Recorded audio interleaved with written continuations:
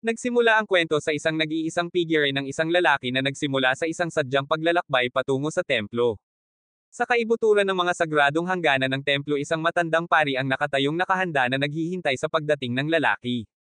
Habang siya ay tumawid sa threshold ng templo, ang lalaki ay sinalubong ng isang tame time na payo, isang pag-iingat na pagsusumamo na huwag talikuran ang mga turo ng Buddha at lumihis patungo sa mga pang-akit ng masasamang demonyo. Ang umaalingaw sa kanyang mga tainga ay ang nagbabantang hula na ang gayong mapanlinlang na landas ay palaging haantong sa wala kundi isang hindi maiiwasang pagkamatay. Gayunpaman, hindi napigilan ng mga mapanlinlang na salita. Nagpatuloy si Daigo Keijimitsu na hinimok ng isang hindi maawat na pagpapasya na humingi ng tulong mula sa mabigat na konseho ng 12 demonyong Panginoon. Ang pakiramdam ng pagkaapurahan ay nag-uudyok sa pari na mamagitin, mabilis na sinuspinde ang patuloy na mga ritual. Gayunpaman, sa isang mabilis at mabagsik na galaw, ang talam ni Daigo ay bumulong sa hangin na naghiwa-hiwalay sa anyo at dalawa ng pari. Kahit na ang buhay ay umalis sa pari, kinikilala siya ni Daigo, nagpapasalamat sa pagligtas sa kanya ng mga paghihirap ng pagdududa na maaaring sumunod. Nang maalis ang presensya ng pari sa kanyang landas, itinuro ni Daigo ang kanyang mga pakiusap sa mga demonyo. Ang kanyang tame time na pagsusumamo na sinamahan ng isang alok ang kanyang lupain, ang kanyang mga ari-arian, lahat ay inilatag bilang kapalit ng kalasag ng demonyo. Dumagundong ang kulog, ang galit ng unos ay pinakawalan bilang tugon sa kanyang pagsusumamo. Isang kidlat ang pumuputol sa kalangitan at tumama sa kanyang tahanan kung saan naninirahan ang kanyang minamahal na asawa. Gayunpaman, ang kapalaran ay naghahabi ng isang malupit na twist. Kung paanong muling tumawid ang lalaki sa threshold, isang kidlat ang sumalubong sa kanya. Palibhas ay hindi na bigla pumasok siya sa kanyang tahanan kung saan naghihintay ang balita ng isang pambihirang pagpapala. Isang tinig na puno ng celestial at infernal resonance ang nagpapalam sa kanya na ang isang anak na lalaki ay ipinagkaloob sa kanya. Gayunpaman, ang katulong ay tumatakbo sa site na nababahala sa kanyang kaibuturan. Habang nagmamadaling pumasok si Daigo, naramdaman niya ang tensyon na bumabalot sa silid. Ang kanyang anak ay ipinanganak na walang balat, paa at laman. Sa halip na mag-alala tungkol sa kanyang anak, si Daigo ay humagalpak ng tawa sa tuwa. Natutuwa siya na tinanggap ng 12 demon lords ang kanyang trade. Isinakripisyo niya ang kanyang mga anak para sa kaunlaran ng tronong ito. Sinabi niya sa kanyang asawa na huwag mag-alala tungkol sa isang ito at ibigay ang sanggol sa isang matandang babae na nagmamakaawa ang ina para sa kanyang mga supling. Ngunit sinabi niya sa kanya na bibigyan niya siya ng isa pa. Nakahanap si Daigo ng walang ulo na estatwa sa lupa at sinabing nabasag ito noong mga tama ng kidlat. Ipinapalagay ng dalaga na ito ay kumakatawan sa isang sakripisyo. Ang matandang babae ay pumunta sa ilog upang alisin ang takot na mukhang nilalang na ito. Gayunpaman, habang nakikita ng matandang babae ang pagkislap ng buhay sa loob ng bata, nilalabanan niya ang udyok na ilubog siya sa matubig na kailaliman. Sa halip, malumanay niyang inilagay siya sa isang kalapit na bangka. Makalipas ang ilang sandali, naabutan siya ng napakapangit na nilalang at mabilis na nilamon siya sa gutom na gutom nito. Isang matandang lalaki na naakit ng amoy ng demonyo ang humakbang pasulong na naglakas loob sa pagsalakay nito. Ang kanyang honed blade ay dumidikit sa nilalang na putol ito. Nararamdaman ng isang matagal na aura ng pagmamalupit, nakita niya ang presensya ng sanggol. Sa pagbigkas ng isang malungkot na obserbasyon tungkol sa bahid na kumapit sa bata, siya ay umatras mula sa eksena. Ang abandonadong bangka ay umaanod sa daanan ng ilog hanggang sa maabot nito ang mga mata ng isa pa isang tao sa gilid ng tubig. Bumaba ang kanyang tingin sa sanggol na nasa loob. Isang malalim na pagkilala ang pumupukaw sa loob niya. Ang pinanibik sa buhay na nagmumula sa bata ay hindi mapag-aalinlanganan. Ibinuko ng panahon ang mga pakpak nito at lumipas ang ilang taon. Ang dating sanggol na ngayon ay pinangalan ng Hakimuro ay masiglang naglalaro sa kabila ng mga prosthetics na pumalit sa kanyang mga paa. Ang isang paghaharap sa isang maton ay nag-iiwan sa kanya ng bagbog ngunit nababanat. Kapag ang masamang nilalang ay sumugod, si Hakimuro ay mabilis na umiiwas sa mga pagsulong nito. Sa pagmamasid sa pakikibaka, ang lalaki ay namagitan na naghahadjust ng palakol ng may katumpakan na nagpapadala sa demonyo na tumakas. Kinikilala ang hindi pa nagagamit na potensyal sa batang lalaki. Ang lalaki ay nagsasagawa ng papel na tagapagturo. Ibinibigay niya ang sining ng espada, itinanam sa loob ni Hakimuro ang mga kasanayang kailangan niya upang harapin ang sumasalakay na kadiliman. Ginagabayan ng hindi natitinag na dedikasyon, si Hakimuro ay nagsasanay ng walang pagod na hinahasa ang kanyang mga kakayahan hanggang sa maging pangalawang kalikasan ang pagpatay ng demonyo. Sa hindi inaasahang pagkakataon, si Hayakamaru ay nabitag ng isang tusong demonyo. Nilamon siya ng hayop, nilunok ang isang espada sa proseso. Ang aksyon ay nag-trigger ng isang marahas na pang-aagaw sa loob ng Hayakamaru at sa isang kahangahangang pagbabagong anyo, isang paa ay nagsimulang muling buuin. Kinikilala ang symbiosis sa pagitan ni Hyakkimaru at ng mga puwersa ng demonyo. Ang lalaki ay gumagawa ng masalimuot na prosthetics na nagpapadali sa magkakasamang buhay. Sa gitna ng namumuong salaysay, nakita ng batang Dororo ang kanyang sarili na nakikibahagi sa akto ng paglalako ng mga kalakal sa mga dumadaan. Apat na lalaki ang lumapit sa kanilang mga post na nag-aakusa sa kanya na naghahatid ng mga bagay na inagaw mula sa kanilang pag-aari. Hindi napigilan, mabilis na nag-react si Dororo, naghagis ng isang palayok na tumama sa kanila ng husto bago tumakbo palayo. Hinahabol ng kanyang mga accounter, dinala niya sila sa isang makipot na eskinita kung saan humaharap siya gamit ang mga down projectiles na lumilikha ng panandaliang diversion. Ang kanyang mga kamay ay nalinis sa agos ng ilog. Siya ay tumanggi na pakainin ng isang aso na hinihikayat ang pagtitiwala sa sarili. Ang mga lalaki ay nagsalubong kay Dororo, ang kanilang mga intensyon ay nagbabala.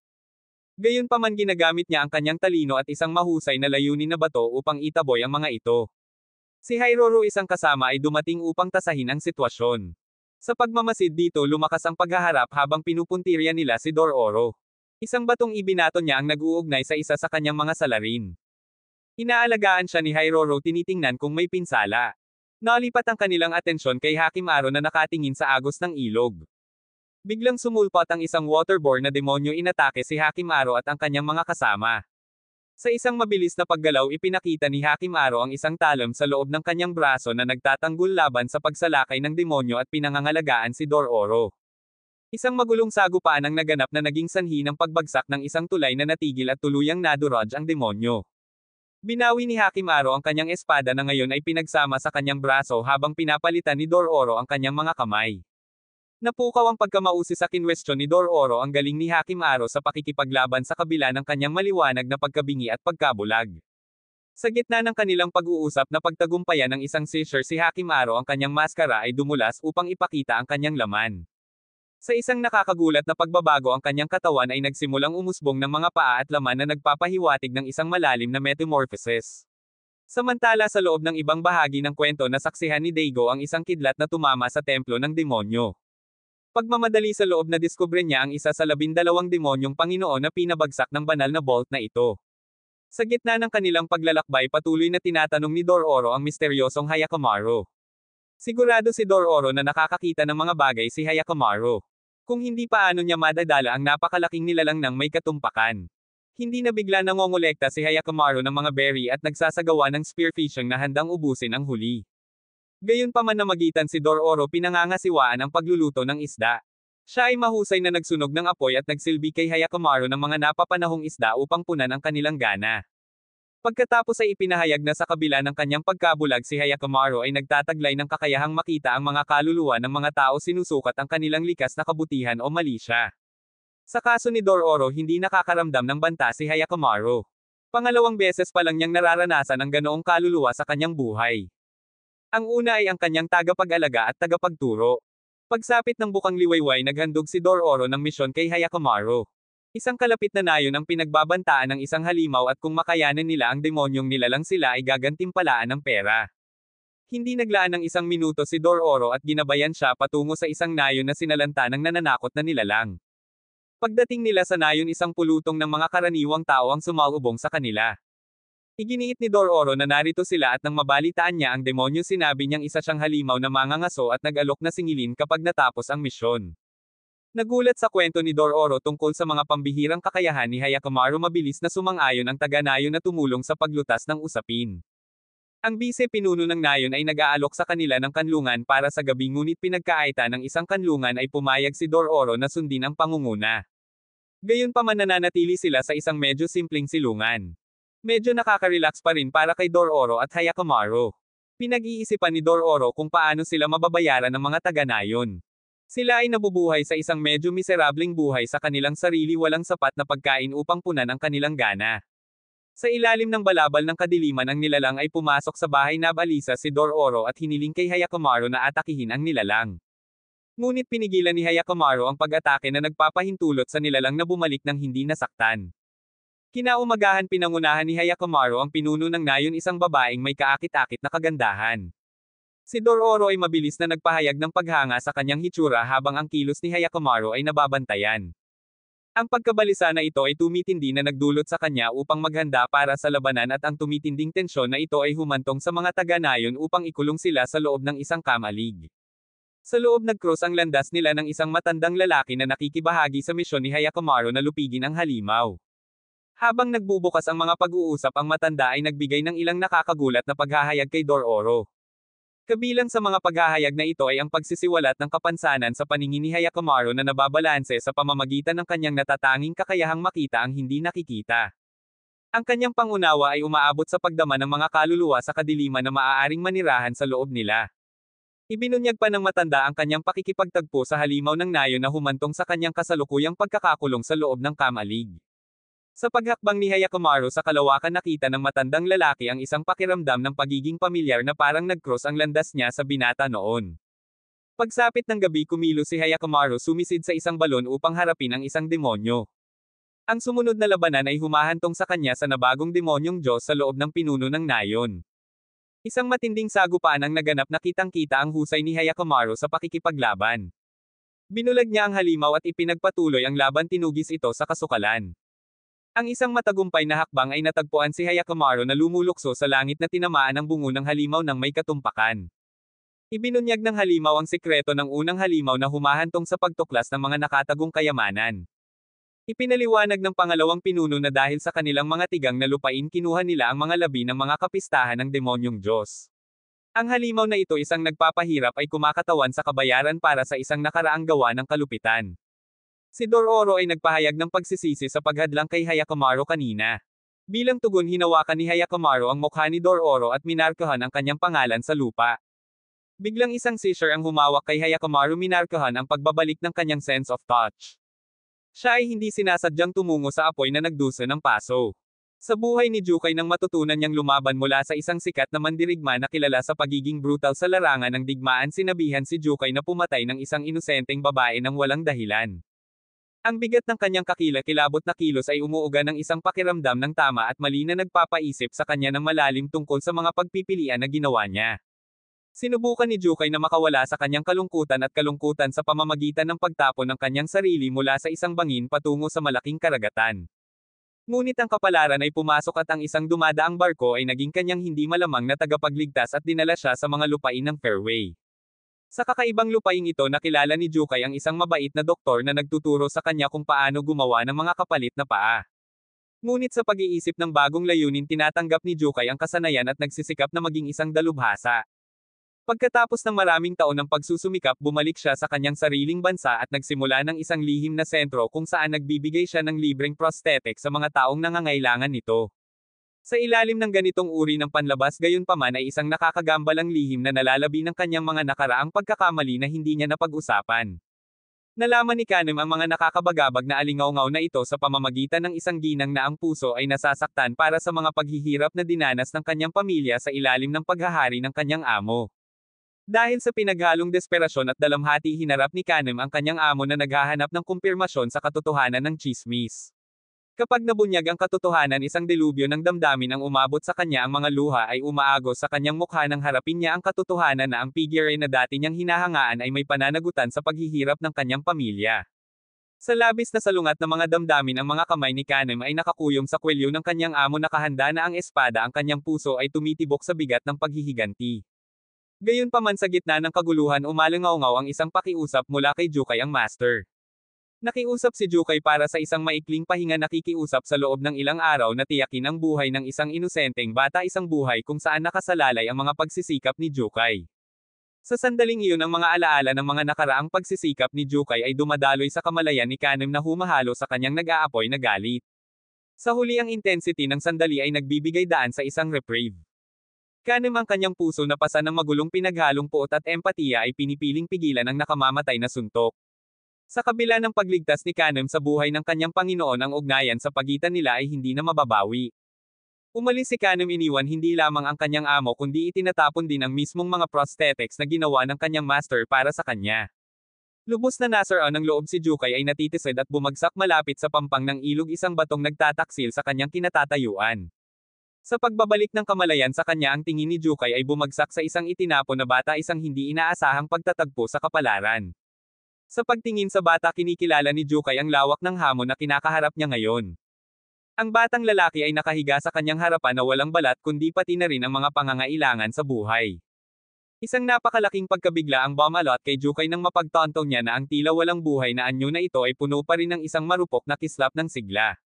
Sa harap ng gayong nakakatakot na pag-asa gumawa siya ng isang desisyon na nakapagpabago ng buhay. Sa pagtanggap sa bigat ng gawain sa hinaharap nagpasya si Jukay na gawin kung ano ang maaaring maging pinakamabigat na hamon ng kanyang kadalubhasaan. Sa papel ng isang kahaliling ama si Jukay ay bumuo ng isang komprehensibong hanay ng mga prosthetic na paa para sa bata sa huli ay nagligtas sa kanyang buhay. Sa paglipas ng mga taon ginampanan ni Jukay ang tungkulin ng tagapagturo at tagapag-alaga na nagbibigay ng mahahalagang kasanayan sa kaligtasan at mga diskarte sa pakikipaglaban. Higit pa sa kaligtasan ng buhay itinanim niya ang kaalaman sa pakikipaglaban na kinikilala na ang pambihirang espiritual na kamalayan ni Hyakkimaru ay sumailalim sa kanya sa isang natatanging hanay ng mga hamon. Ang motibo ni Jukay ay namamalagi sa pagprotekta kay Hyakkimaru mula sa masamang epekto ng kamalayan na ito na hinimok ng kanyang masakit na kasaysayan at pagnanais na ihanda siya para sa mapanganib na mundong ginagalawan nila. Habang tumitindi ang pagsasanay ni Hyakkimaru nakikibahagi siya sa walang humpay na pakikipaglaban-laban sa mga demonyo na hindi nagpapakita ng quarter. Kapansin-pansin sa bawat demonyong natalo ang isang na-reclaim na bahagi ng katawan ay nagsisilbing patoto sa kanyang pag-unlad. Ang pagbabagong paglalakbay na ito ay nagtatapos sa isang mahalagang paghahayag. Ang Odyssey ni Hyakkimaru ay hindi lamang isang personal na pakikipagsapalaran ngunit isang mahalagang pagsisikap para sa mundo. Sa isang sandali ng kailanawan naiintindihan ni Jukay ang malalim na kahalagahan ng landas ni Hyakkimaru. Sa pagsasakatuparan na ito inihanda niya ang batang mandirigma para sa landas sa hinaharap na gumagawa ng isang prosthetic na walang putol na nagsasama ng isang espada. Gamit ang mga prosthetics mula sa kanyang ama si Hyakkimaru ay gumawa ng isang mabigat na paglalakbay upang mabawi ang kanyang katawan at makuha ang kanyang bahagi mula sa mga demonyo. Sa kasalukuyan ng matanda ay nagsasalita tungkol sa mahiwagang deal na nasa likod ng plano ng demonyo. Ang layunin ng masamang deal ay hindi pa rin malinaw na ginagawa itong para sa kanilang dalawa. Kapag nagwagi si Hakamura isang malaking pagbabago ang mangyayari.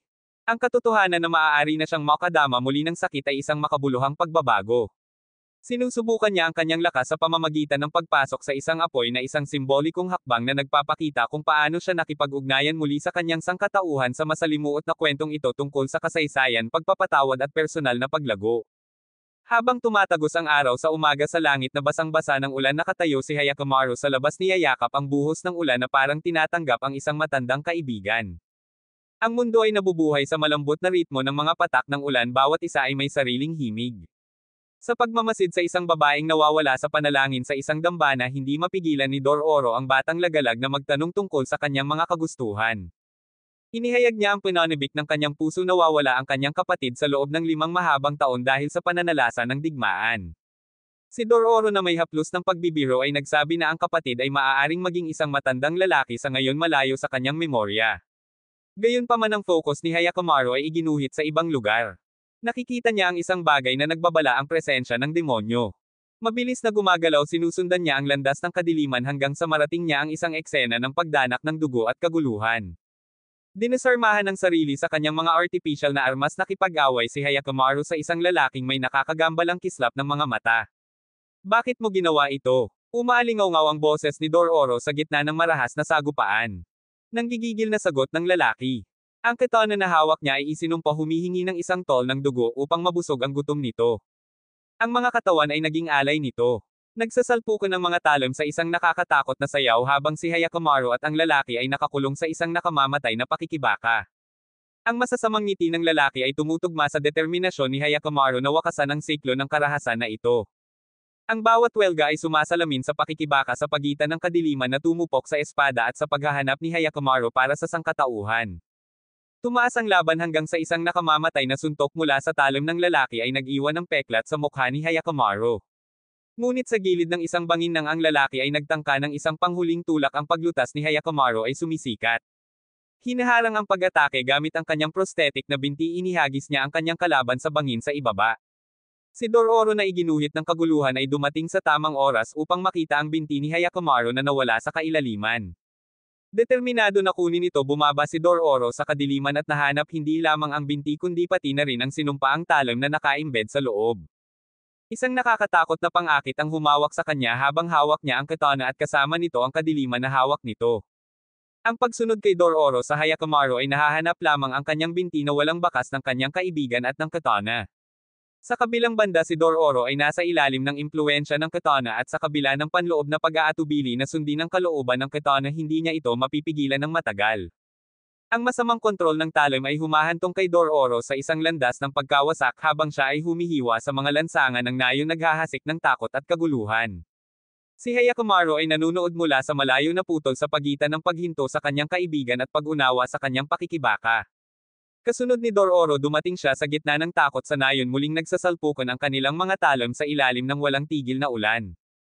Matindi ang laban dahil saksi ang ulan sa kanilang laban. Ang kanilang mga magkasalungat na talim ay tila umaalingaw-ngaw sa dichotomy ng espiritu ng tao ang hindi matitinag na pagpapasya ni Hyakkimaru laban sa masasamang kapangyarihan ng talim. Nabasag ng isang panghuling hampas ang talim na putol ang pagkakahawak nito kay Dororo. Habang sa wakas ay tumigil ang ulan isang figure ang papalapit isang babaeng umiiyak sa kanyang nahulog na kapatid ang lalaking may hawak ng sinumpaang espada. Sa pagkabasag ng talim ang kadiliman ng kanyang kapatid ay tuluyan ng napahinga.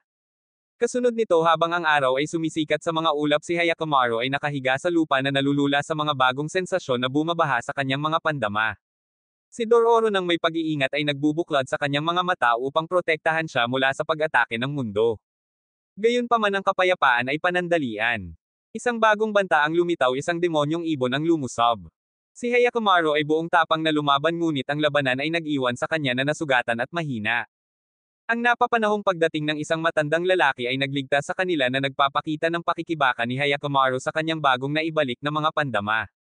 Sa digmaan sa abot tanaw at habang si Hyakkimaru ay nakikipaglaban sa mabangis na tunog sa gitna ng awit ng mga patak ng ulan at ang mga alingaw-ngaw ng mga labanan ang paghahanap ni Hyakkimaru at Dororo para sa sangkatauhan ay nagpapatuloy isang hakbang sa isang pagkakataon. Dahil naranasan ni Hyakkimaru ang mga boses sa unang pagkakataon sa kanyang buhay medyo mahirap para sa kanya na masanay sa umaagos na alon ng tunog sa paligid ng kanyang mga mata. Habang ang kanyang kaibigan na si Dororo ay abala sa pagpapadali ng mga bagay para sa kanya naramdaman niya ang isang nagbabantang presensya at biglang nabasag ang katahimikan habang ang isang mabigat na demonyong ibon ay lumusob.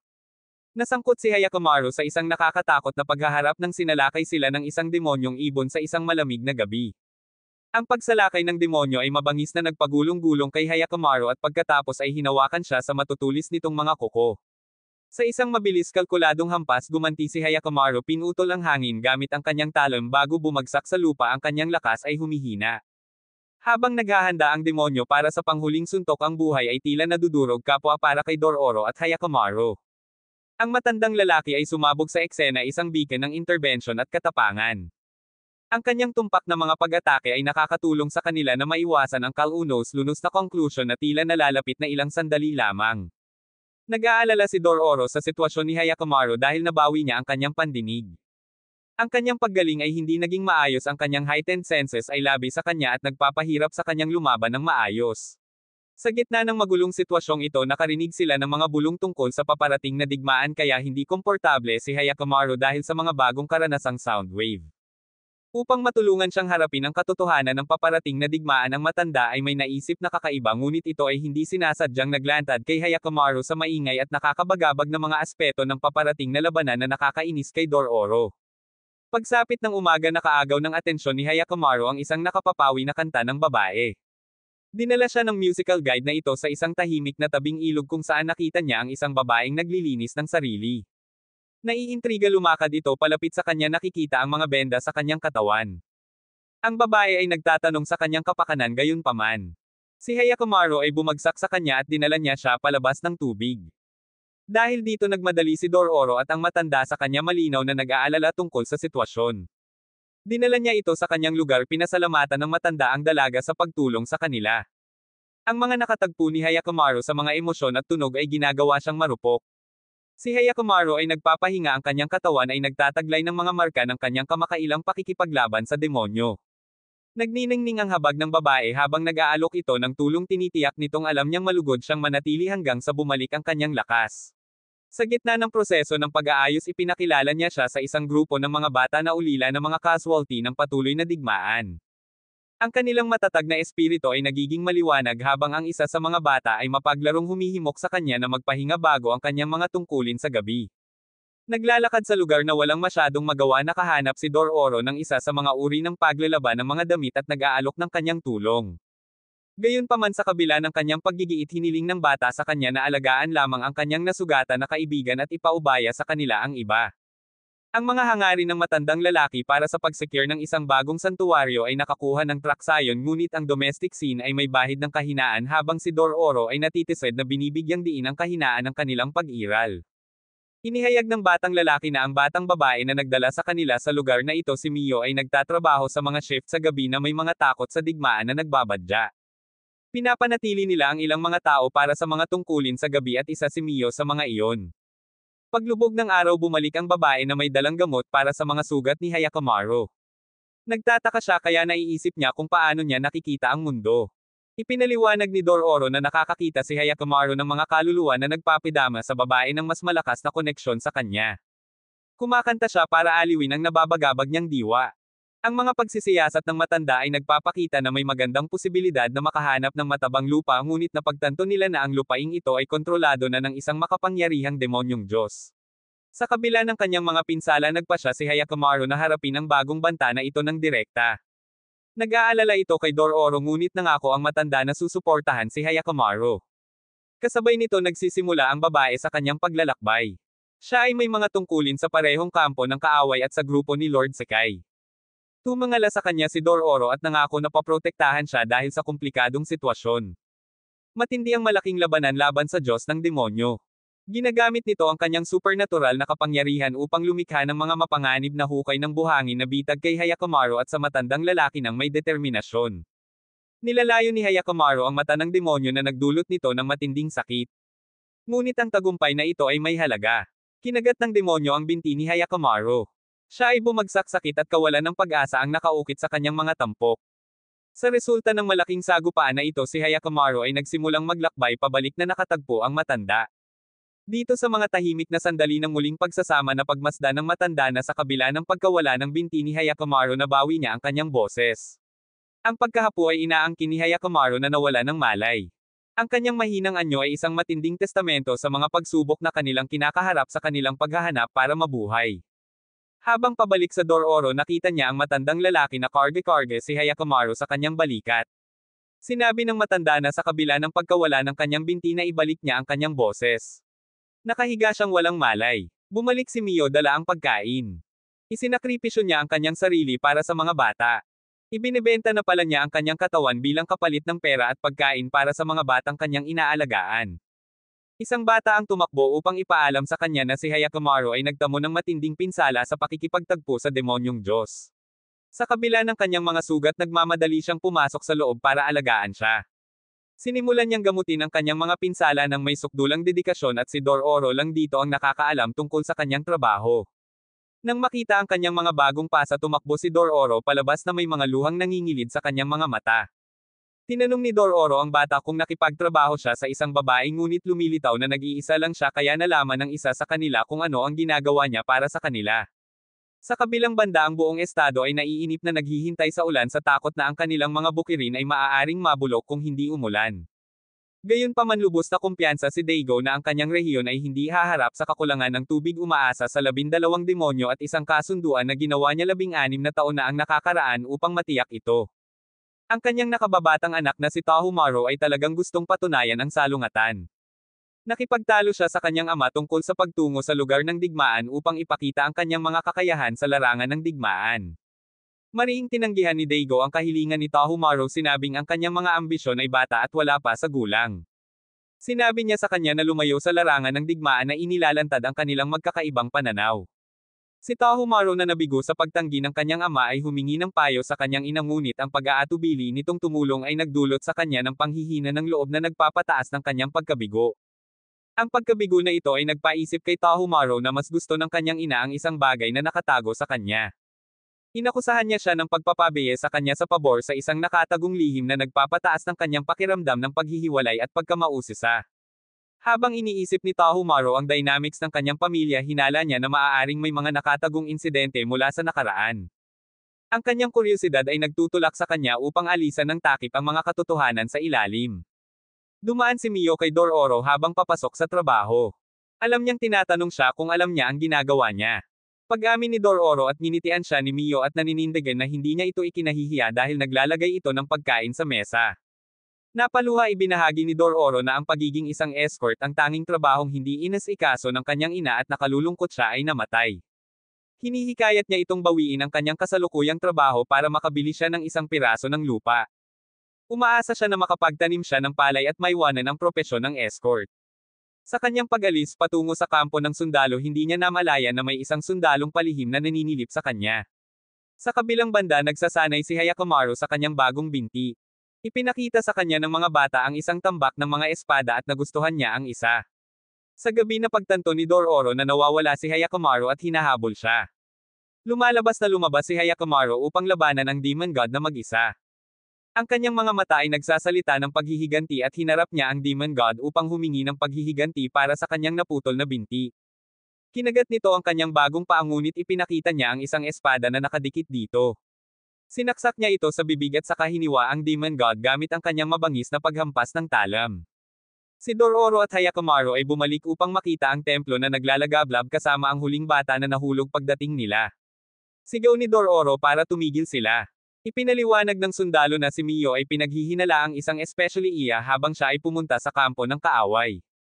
Siya ay nahuli na nag-escort sa magkabilang panig. Nagmamadaling mamagitin si Dororo ngunit itinapon siya sa lupa ng isang sundalo.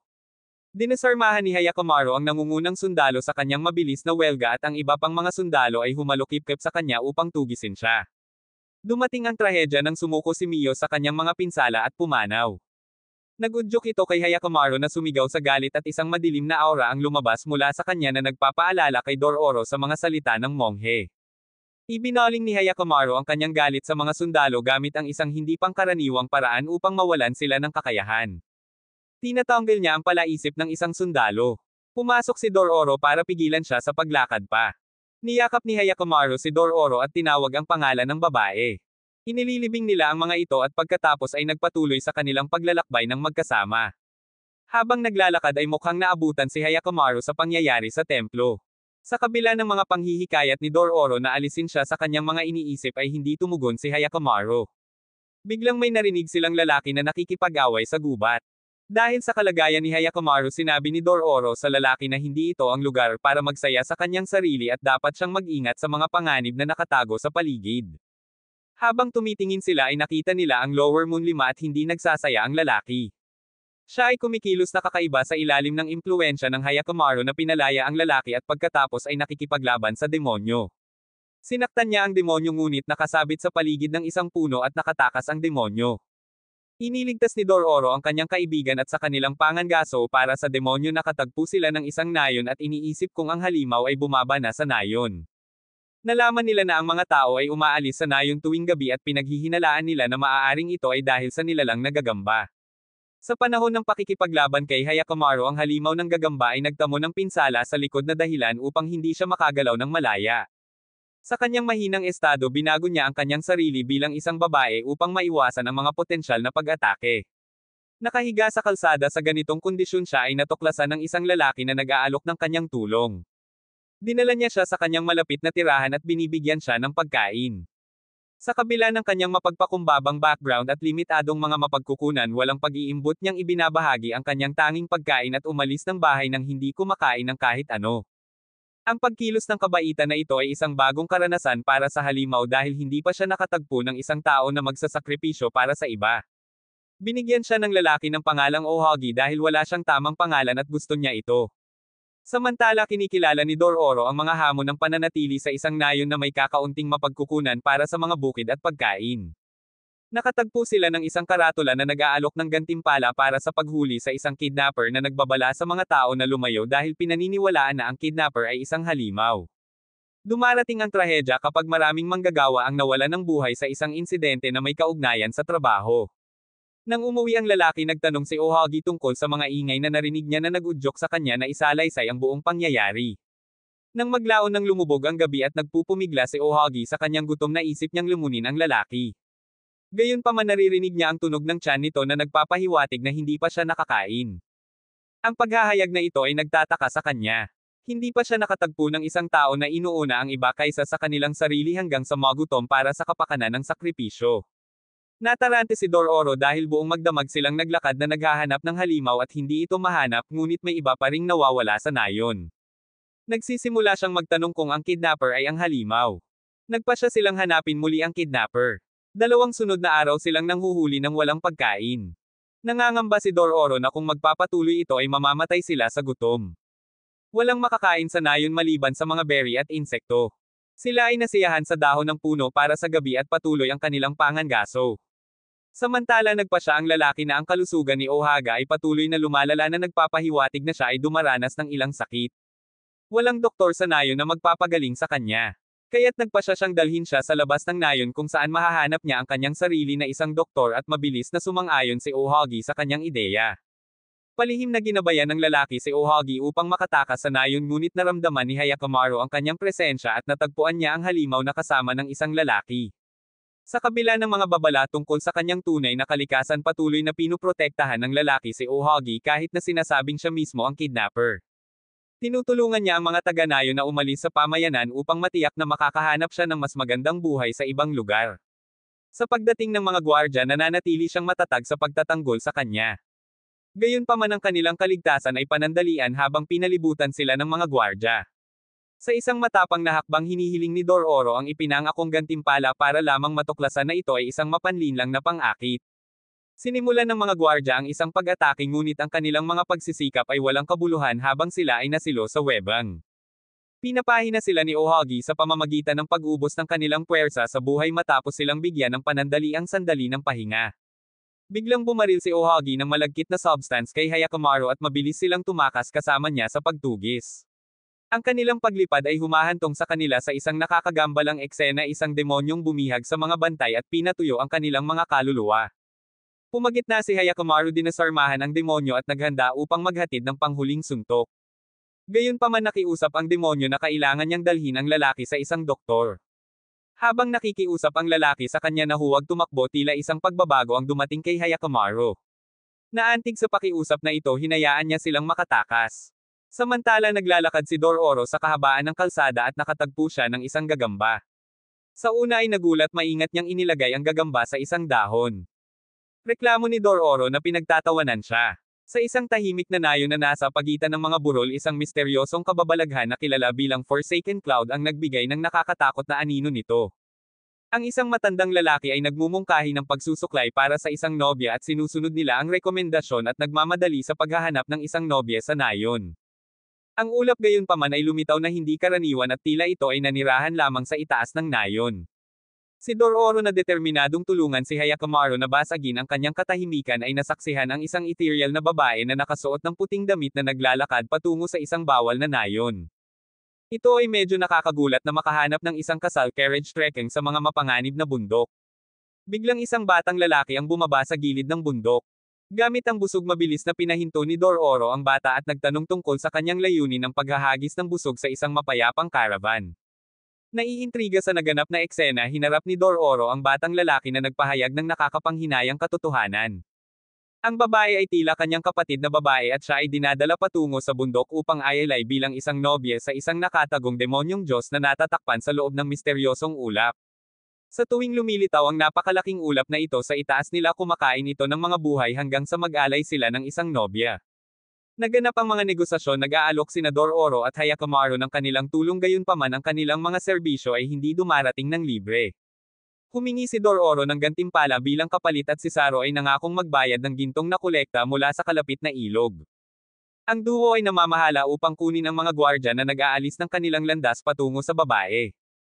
Ang batang lalaki na udyok ng desperasyon ay nagmamadaling iligtas siya ngunit hindi natitinag ang kanyang pananalig. Naniniwala siya na ang kanyang sakripisyo ay magliligtas sa nayon.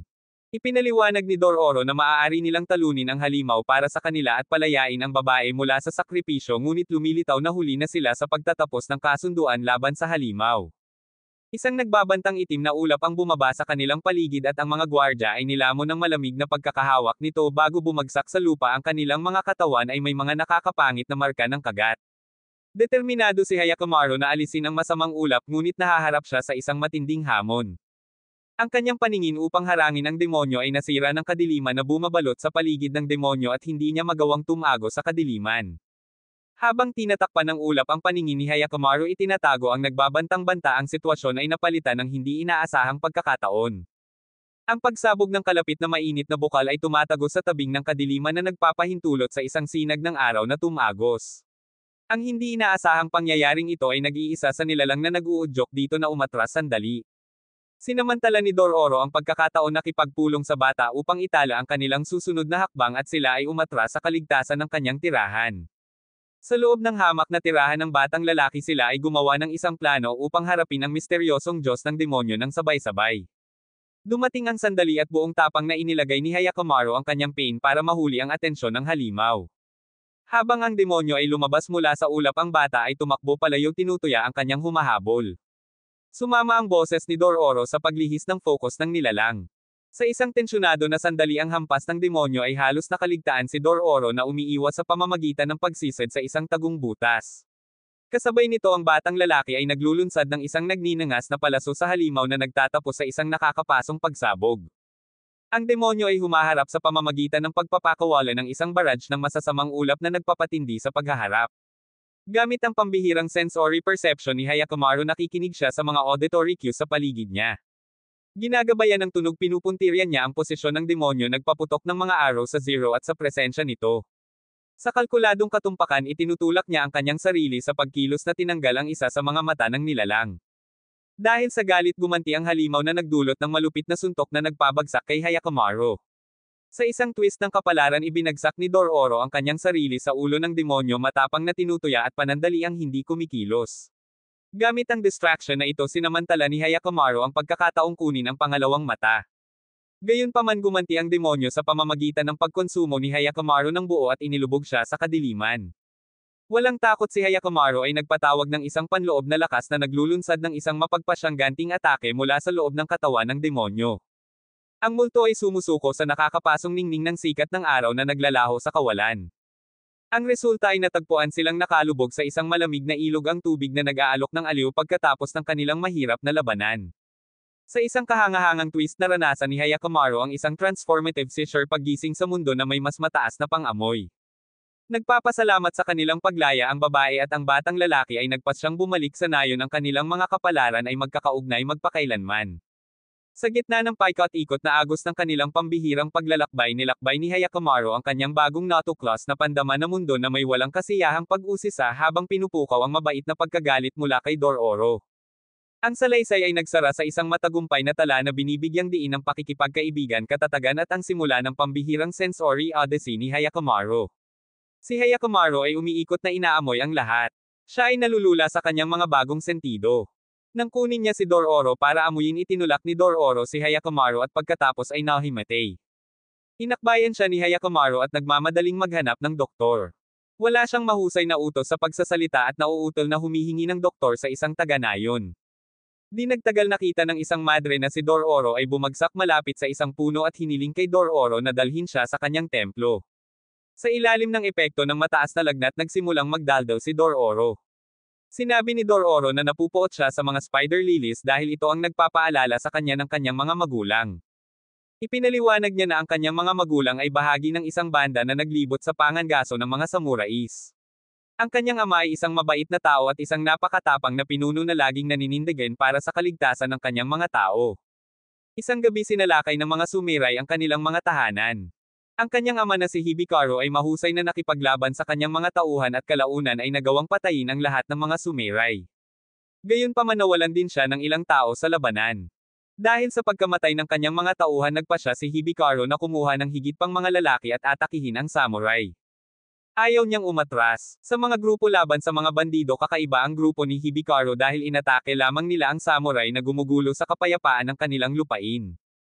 Ang kanilang tagumpay ay hindi maikikailang ngunit ang kapalaran ay nagkaroon ng malupit na pagliko ng ang sariling tao ni Hibikaru si Itachi ay nagtaksil sa kanya.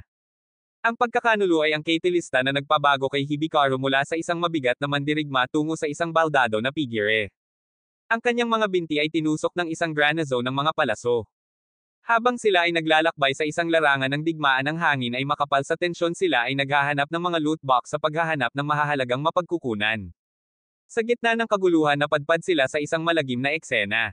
Ang mga samurais ay nagtatapon ng basura sa isang nayon sa apoy. Ang instinct ni Hibikaro ay gumanti ngunit nanag ang karunungan ng kanyang asawa na nakumbinsi siyang magpigil. Isang nakamamatay na engkwentro ang naganap nang makilala ng isa sa mga samurai si Hibikaro na naghahangad ng paghihiganti para sa kanyang mga nahulog na kasamahan.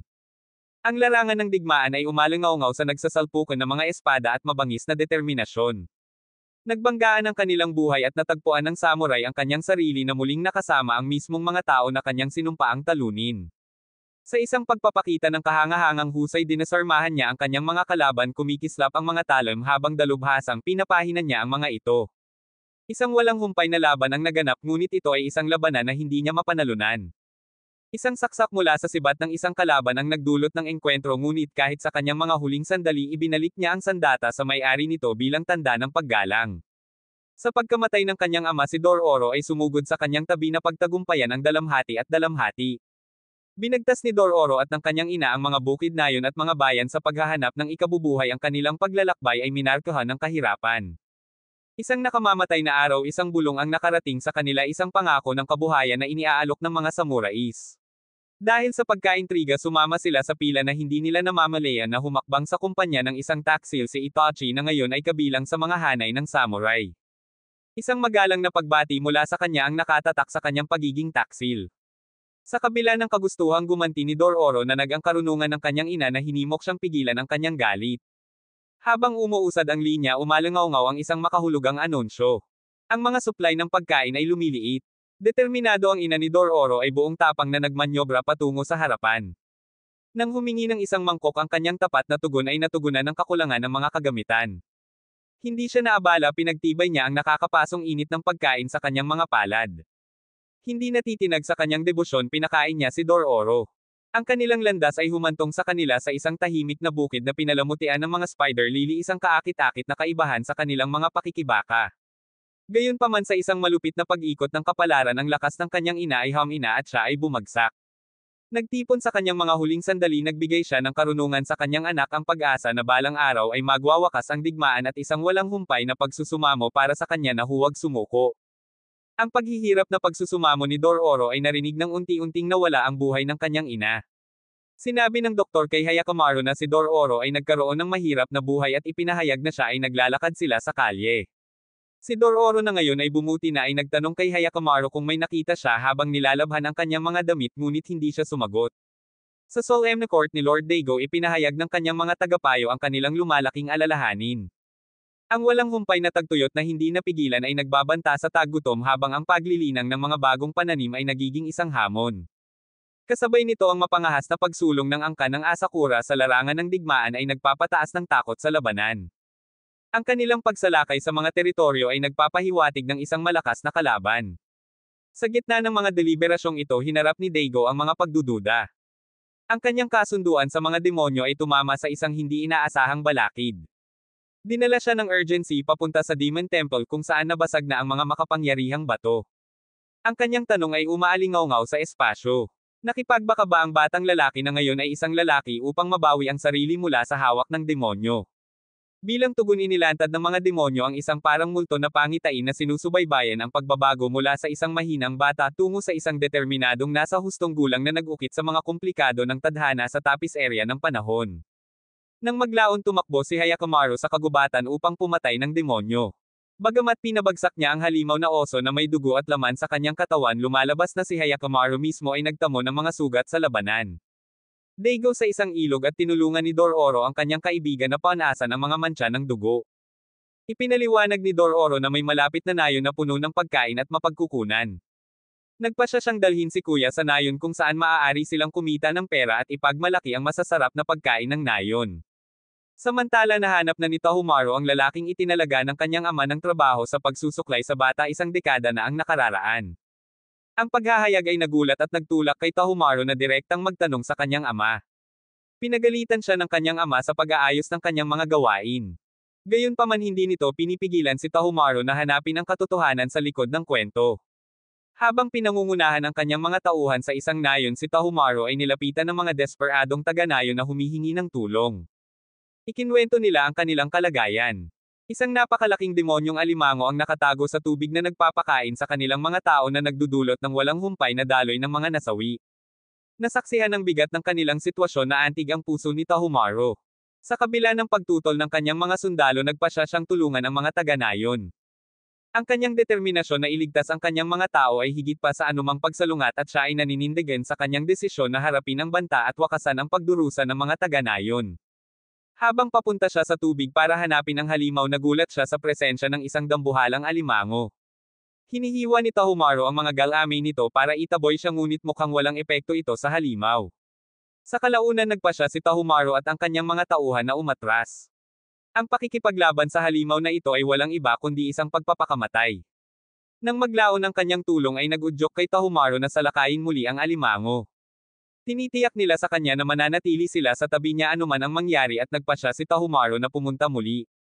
Naaalala niya na noong araw ay hindi ito mataba at ngumunguya ang mga tao sa mga natirang puno upang mabuhay. Ang kanyang ama na si Daigo ang nagtayo ng lupaing ito at nagpasya siyang iligtas ang lupaing ito bilang kanyang anak.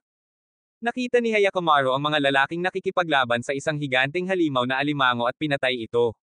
Nagpapasalamat si Tahumaru sa kanyang tulong sa pagprotekta sa kanyang nayon. Sinabi ni Dororo na si Tahumaru Hayakamaru ay bulag. Nagulat sila nang makitang napatay niya ang halimaw. Humingi ng rescue fee si Dororo at binayaran sila ni Tahumaru ng halaga ng ransom. Nakita ng isang babae si Hayakamaru at sumigaw dumating na ang anak ng demonyo. Kinaladkad siya ni Dororo para manood ng dula. Sa dula nilabanan ng Panginoon ang isang demonyo at pinatay siya. Tumingin sila at nakita ang matanda. Sinabi nila sa kanya kung ano ang nangyari sa mga ulila at pagkatapos ay nagtanong kung bakit siya naruroon. Sinabi niya sa kanila na inalipin ng Panginoon ng lupain ang maraming demonyo at inilagay sila sa isang dambana ngunit nais niyang makita sila para sa kanyang sarili. Sinabihan sila ng matanda na mag-ingat at umalis. Habang naglalakad sila sa mga pamilihan huminto si Hayakamaru at nakikinig sa mga karaniwang tao na nag-uusap tungkol sa paparating na tagtuyot. Walang ulan sa mga buwan at ang mga kalapit na nayon ay nagiging baog na naman. Nangangamba sila na ang tagtuyot na ito ay maaaring makarating sa kabisera. Samantala ang mga kwento ng pakikipaglaban ni Hayakamaru sa mga demonyo ay umaabot sa mga mata ni Lord Daigo sa likod niya. Ang kanyang asawa ay sigurado na ang kanyang anak na lalaki ay nakikipaglaban sa mga Diyos ng demonyo. Habang sinisiyasat ni Dororo at Hayakamaru ang pader na pinaghihinala ang isang demonic attraction. Lumapit ang batang lalaki at binalaan silang huwag tumawid sa isang partikular na pader. Itinuro niya ang mga sundalong nakatago sa mga palumpong at binanggit na dati ay naroon ang isang nayon ngunit nasunog. Habang umaatres ang mga puwersa ng kaaway nagsimulang lumitaw ang mga demonyo sa larangan ng digmaan. Nilabanan sila ni Hayakamaru ngunit mas maraming demonyo ang patuloy na nagpapakita. Sa gitna ng kaguluhan nagtipon ang mga demonyo sa paligid ni Hayakamaru. Sinubukan ni Dororo na palayasin sila sa pamamagitan ng paghagis ng mga bato at paggamit ng lambanog. Samantala ang batang lalaki ay naghahanap ng kalamangan sa sitwasyon. Sa lahat ng abala sa labanan ay tumakas siya upang hanapin ang kanyang pamilya. Isang halimaw ang umatake kay Dororo ngunit iniligtas sila ni Hayakamaru. Pagkatapos ay hinabol ni Dororo ang bata. Ang mga demonyo ay nagsanib sa isa at naghahanda sa pag-atake kay Hayakamaru. Pinutol nila siya at dinuraan. Nagawa ni Hayakamaru na sipain ang halimaw at ito ay tumakas. Samantala sinusubaybayan ni Tahumaru ang madre at pinipilit itong sabihin ang anumang nalalaman niya tungkol sa insidente. Inihayag ng nag-aalalang madre kung paano ipinanganak si Hayakamaru. Isang batang lalaki ang nagsumpa sa demonyong kasunduan ng kanilang amang si Daigo at ngayon ay bumalik ang bata upang bawiin ang kanyang tunay na sarili at ibalik ang sumpa sa lupain. Malapit sa dingding ang ama at ang sinumpaang anak ay magkaharap sa unang pagkakataon. Naramdaman ni Hayakamaru ang isang madilim na presensya at hinabol si Lord Daigo. Inutusan ng Panginoon ang kanyang mga tauhan na salakayin si Hayakamaru ngunit ang kanyang mga reflexes ay nagiging mas mabilis kaysa sa kanilang mga pag-atake. Mabilis niyang iniiwasan ang kanilang mga palaso at nakatakas sa paningin. Dahil dito iniisip ni Lord Daigo kung paano nakaligtas ang batang ito laban sa lahat ng pagsubok. Tumakbo si Hayakamaru palayo at umakyat sa isang puno na nagtataka kung bakit sinabi ng Panginoon na si Dororo ay nahuli ng angka ng Asakor at itinapon sa loob ng isang sinabi ng bata kay Dororo na sinabi ng sundalo na ang kanyang nayon ay ganap na pinatay at nagsimula siyang umiyak. Nakita ni Dororo ang isang butas sa kisame at nagpahayag na siya ay tatakas. Napansin ni Dororo ang isang emblem sa mga kamay ng lalaki at nagtanong kung ano ang ibig sabihin nito. Tinukoy ng lalaki ang sagisag bilang simbolo ng pamilya Daigo at ang paghahayag ay nagpabalik-balik kay Dororo sa kanyang isipan. Napagtanto niya na si Kuya Hyakkimaru ay kabilang sa bahay ni Daigo. Habang nakatakas si Dororo sa selda nilapitan ni Tahumaru ang kanyang ina at tinanong siya tungkol sa batang isinilang niya bago si Tahumaru. Siya ay nagpatuloy upang akusahan ang kanyang ina sa pagbebenta ng kanyang anak sa mga demonyo.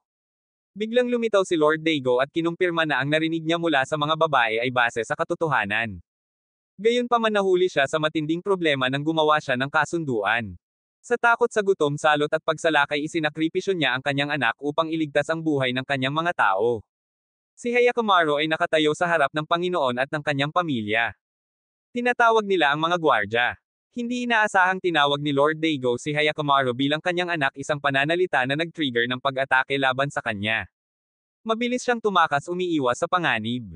Inutusan ni Lord Daigo ang kanyang mga sundalo na tugisin si Hyakkimaru at poksain siya. Sa kagubatan nakahanap si Hyakkimaru ng aliw, ngunit ang kanyang sandali ng pahinga ay naantala ng hitsura ni Dororo. Si Dororo ay naghahatid ng nakakaligalig na balita, ang batang lalaki ay nahuli. Nang makarating sila sa pader, isang eksena ng labanan ang bumungad sa kanila. Sa gitna ng kaguluhan, ang apoy na demonyo ay naglunsad ng isang pag-atake. Humakbang pasulong si Hyakkimaru nakaharap sa paparating na hukbo. Sa gitna ng hiyawan, isang pamilyar na boses ang umalangaw-ngaw, isa sa isang lalaking responsable sa pagkamatay ng mga ulila.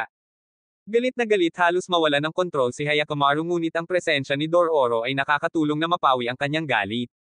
Sa sandaling iyon, lumitaw ang kapatid ni Hyakkimaru na inihayag na dapat siyang maging isang sakripisyo upang protektahan ang kaharian. Isang hamon ang inilabas at ang sagupaan ng mga talon ay nagsimula sa pagitan ng magkapatid. Sa gitna ng kanilang matinding paghaharap, matamang pinagmamasdan ni Lord Daigo ang paghiwa ng espada ni Hyakkimaru sa talon at mata ng kanyang kapatid. Dumating ang ina ni Hyakkimaru sa larangan ng digmaan.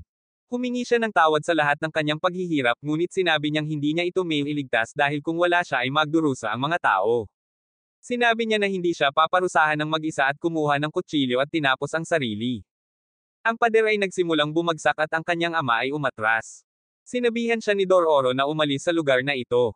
Dumating ang pamilya ng bata at tumakbo siya papunta sa kanila. Si Hyakkimaru at Dororo ay lumayo mula sa larangan ng digmaan na nabigla sa kanilang nakita. Sa kalaliman ng gabi, gumising si Hyakkimaru at pumwesto bilang isang sentinel sa pasukan ng kuweba. Ang kanyang mapagbantay na poster ay natugunan ng pag-aalala mula sa kanyang kapatid na si Dororo na naghihikayat sa kanya na magpahinga, na kinikilala ang kanyang matagal na pagkabalisa. Sa kabila ng payo ni Dororo, nananatiling matatag si Hyakkimaru sa kanyang determinasyon, isang katotohanang hindi nawala kay Dororo na nananatiling determinado sa pagsuporta sa kanyang kapatid. Sa kanilang paglalakbay, nakatagpo ni Dororo ang isang matandang lalaki na nagtuturo sa kanila sa direksyon ng Buddha na nagpapahiwatig sa kabila ng mga bundok. Sa ibang kaharian, isang impormante ang naghahatid ng balita sa Daigo na ang hukbo ng Asakura ay umatras at ang pag-ulan ay dumami sa kanilang lupain, isang magandang pangyayari. Samantala, inihandog ni Akaka ang isa pang lalaki bilang isang alay sa Buddha para lamang mapagtanto na ang kanyang mukha ay hindi angkop para sa layunin. Sa kabilang panig ng mga kaganapan, sina Dororo at Hyakkimaru ay natitisid sa isang silungan kung saan sila makakahanap ng pahinga. Pinayuhan ni Dororo si Hyakkimaru na magpahinga habang pumupunta siya upang mangolekta ng panggatong at mga berry. Habang naghahanap ng mga berry, ang atensyon ni Dororo ay nakuha sa tunog ng isang kalapit na talon. Sa pagsisiyasat ng source, nakatagpo niya si Akaka na sa una ay napagkakamalan niyang ina. Kasabay nito, ipinakilala si Hyakkimaru kay Akaka sa kanilang pagdating sa ligtas na kanlungan kung saan ipinahayag niya na ang kanyang tirahan ang kanilang sinisilungan. Sa paglipas ng panahon, ipinaliwanag ni Akaka sa kanila kung paano niya nabubuhay ang kanyang pang-araw-araw na buhay at pinapakain ng mga peregrino. Higit pa rito, sa pagtatanong ni Dororo, ipinaliwanag ni Akaka na isang Buddha statue carver ang dumating sa talon isang araw at nakakita ng isang eroded na bato sa hugis ng feudo, isang matalino ngunit nakakatakot na Diyos. Gayunpaman, ang tagapag-ukit ay kilala sa paggawa ng mabait na mga estatwa ng Buddha, ngunit dahil sa kawalan ng kaugnayan sa panahon ng digmaan, ang mga tao ay nagsimulang kalimutan ang tungkol sa kanya at bilang paghihiganti sa mga tao, ang tagapag-ukit ay nagsimulang mag-ukit ng isang feudo na estatwa sa malaking bato.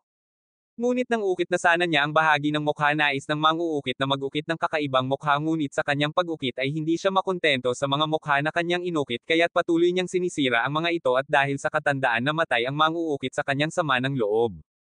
Kasunod nito, habang nakikipag-usap si Hyakkimaru sa kalaunan, ay sumuko sa pagod at nakatulog. Si Dororo sa ilalim ng impluwensya ng droga ay humiling kung maaari niyang tawagan ang ina ni Akaka. Siya ay tumugon ng mainit na nagpapahintulot sa kanya na tawagan siya kung ano ang gusto niya. Habang tumatagal ang epekto ng gamot nagsimulang maanod si Dororo sa antok.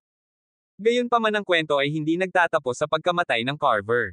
Sa halip ang isang mapaghiganti na espiritu ay naninirahan sa loob ng estatwa ng feudo na binubuhay ang tagapag-ukit at nag-uudyok sa kanya na dalhin ang mga buhay na tao sa rebulto upang makuha nito ang kanilang mga mukha. Napag-alaman na si Akaka talaga ang tagapag-ukit na nagtataglay ng kakayahang makita ang mga kaluluwa ng mga tao at baguhin ang kanyang hitsura at boses ng naaayon. Sa paggising na pagtanto ni Dororo na parehong nawawala sina Akaka at Hyakkimaru na nag-udyok sa kanya na simulan ang paghahanap para kay Hyakkimaru. Desperado si Dororo na makialam at pigilan si Akaka na isakripisyo si Hyakkimaru. Sa kabila ng kanyang pagsisikap nagpatuloy si Akaka ngunit nagising si Hyakkimaru at lumaban sa kanya sa masamang espiritu. Sa gitna ng pakikibaka siya ay itinapon sa dagat sa ibaba. Gayunpaman nagawa ni Hyakkimaru na bumalik sa bundok ipagpatuloy ang kanyang pakikipaglaban sa mapaghiganting espiritu na nakapaloob sa estatwa ng Buddha at Akaka. Sa hindi inaasahang pagkakataon pumasok si Dororo na nangangatuwiran kay Akaka na hindi na niya kailangang isakripisyo ang sinuman. Gayunpaman habang si Akaka ay lumilitaw na nanginginig ang espiritu ni Buddha ay hinampes siya ng kanyang espada. Sa huli ay nagtagumpay si Hyakkimaru sa pagsira sa estatwa ng Buddha ngunit si Akaka ay sumuko sa kanyang mga pinsala at pumanaw. Kinabukasan sina Hyakkimaru at Dororo ay patungo sa isang mainit na bukal. Sa kanilang paglalakbay buong kabab ang loob na humingi ng tawad si Dororo kay Hyakkimaru para sa dati niyang kakulaitan at kawalan ng paghuhusga. Si Hyakkimaru na nagpapakita ng kanyang pagiging mapagpatawad ay mabilis na pinawalang sala si Dororo at ipinagpatuloy ng dalawa ang kanilang paglalakbay ng magkasama. Pagdating sa hot spring at habang sila ay naliligo may nakasalubong silang pari na may kasamang dalawang bata. May napansin ang mga bata na kakaiba sa likod ni Dororo. May iginuhit na mapa doon. Sa isang flashback nasasaksihan namin ang pag-uusap ng mga magulang ni Dororo na sina Hibikuro at Ajiya. Ibinunyag ni Hibikuro na mayroon siyang tinatagong pera para masiguro ang kinabukasan ng kanilang pamilya sa panahon ng kahirapan. Iminungkahi ni Ajiya na ukit ang kalahati ng lokasyon ng pera sa kanyang likod at ang kalahati sa likod ni Dororo. Sa kasalukuyan sinusuri ng pari ang mapa na lumabas sa likod ni Dororo dahil sa init ng kanyang katawan. Sa talakayang ito naalala ni Dororo na ipinakita sa kanya ni Ajiya ang kalahati ng mapa. Ipinaliwanag ni Ajiya na ang mapa na ito ay kumakatawan sa panghabang buhay na hangarin ng kanyang ama at ipinagkatiwala kay Dororo ang proteksyon nito. Binanggit din niya na ang kalahati ng mapa ay maghahayag ng sarili nito kapag nakatagpo si Dororo ng isang taong mapagkakatiwalaan niya. Bukod dito idiniin ng pari kay Dororo na ang pagpatay lamang sa mga demonyo ay hindi magdadala ng makabuluhang pagbabago. Binibigyang diin niya ang kahalagahan ng mga nilalaman ng mapa isang pinagmumula ng napakalaking kapangyarihan. Ipinakita ng pari si Dororo ng ilang mga pagpipilian na nagmumula sa bagong natuklasang kaalaman na ito. Maaari niyang hanapin ang pera at isecure ang kanyang kinabukasan magtatag ng sarili niyang domain gamit ang kayamanan o kahit na magsimula sa hindi pa natukoy na mga pakikipagsapalaran. Pagkatapos ng kanilang pag-uusap ipinagpatuloy ni Hyakkimaru at Dororo ang kanilang paglalakbay. Sa kanilang paglalakbay hinahanap ni Dororo ang pananaw ni Hyakkimaru sa mga salita ng pari. Gayunpaman pinili ni Hyakkimaru na manatiling tahimik na nagpapahiwatig ng kanyang panloob na pagmumuni-muni habang sila ay nagpapatuloy. Hindi nagtagal isang halimaw ang sumama kina Hyakkimaru at Dororo sa kanilang paglalakbay. Natitisid sila sa isang abandonado at sira-sirang templo. Habang ginagalugad ni Hyakkimaru ang templo nakita ni Hyakkimaru ang misteryosong figure na nasulyapan niya sa kagubatan kanina ngunit ang estranghero ay nawala ng walang bakas. Maya-maya nawala na rin ang nakakatakot na nilalang. Sa gitna ng nakakatakot na kapaligirang ito isang lalaking nagngangalang Tsubame ang lumapit sa kanila at nag-iingat tungkol sa mga panganib sa lugar lalo na sa gabi. Ibinunyag niya ang presensya ng isang nagbabantanggol na nagmumulto sa bayan. Inaanyayahan ni Tsubame sina Hyakkimaru at Dororo na maghanap ng masisilungan sa kanyang bahay na kinilala ang kanyang sarili bilang may-ari ng lupain. Sa pagpapatuloy ng kanilang paglalakbay tahimik na iniisip ni Dororo kung si Tsubame ay maaaring isang halimaw na nag-udyok ng haka-haka mula kay Hyakkimaru. Si Hyakkimaru hindi sigurado sa kanyang sarili ay hindi nagbibigay ng tiyak na sagot. Sa kanilang pagdating sa nayon nagpaabot si Tsubame ng isang magiliw na imbitasyon tinatanggap sina Hyakkimaru at Dororo sa kanyang tirahan. Pagkaraan ng ilang oras pinalawak ni Tsubame ang kanyang mabuting pakikitungo sa pamamagitan ng pag-alok sa kanila ng pagkain 1 kilos na tame time na pinahahalagahan ni Dororo. Sa paglaki ng kuryosidad sa kalaunan ay ibinalita ni Dororo ang paksa ng ghoul na nagmumulto sa mga labi ng nasunog na templo. Habang lumalalim ang pag-uusap, tahimik na lumabas ang iba pang mga indibidwal sa silid na nagpapahintulot kay Tsubame na suriin ang kwento. Inilalahad ni Tsubame ang kasaysayan ng templo. Dati ay isang kanlungan kung saan ang isang mahabagin na madre ay kumupkop sa mga ulila mula sa mga kalapit na nayon sa kasamaang palad ang mga batang inosente ay sumailalim sa malupit na mga kondisyon na pinilit na magtrabaho na kahawig ng sa mga hayop ng pasanin. Ang pagsuwi ay nagdulot ng malupit na parusa kabilang ang torture at nakamamatay na pambubugbog sa mga kamay ng mga madre. Dumating ang isang pagbabago ng tila na magitan ang kalikasan. Isang kidlat ang tumama sa templo na naging abo. Sa kalagayan ng mapanirang kaganapang ito lumitaw ang matagal na presensya ng isang ghoul. Ibinunyag ni Tsubame na ang kahangahangang nilalang na ito ay walang iba kundi ang pinahihirapang kaluluwa ng madre mismo na hindi nakakapagpapayapa at umakyat sa kabilang buhay. Habang lumalalim ang oras, buong pusong inanyayahan ni Tsubame sina Hyakkimaru at Dororo na magpalipas ng gabi sa kanyang tirahan.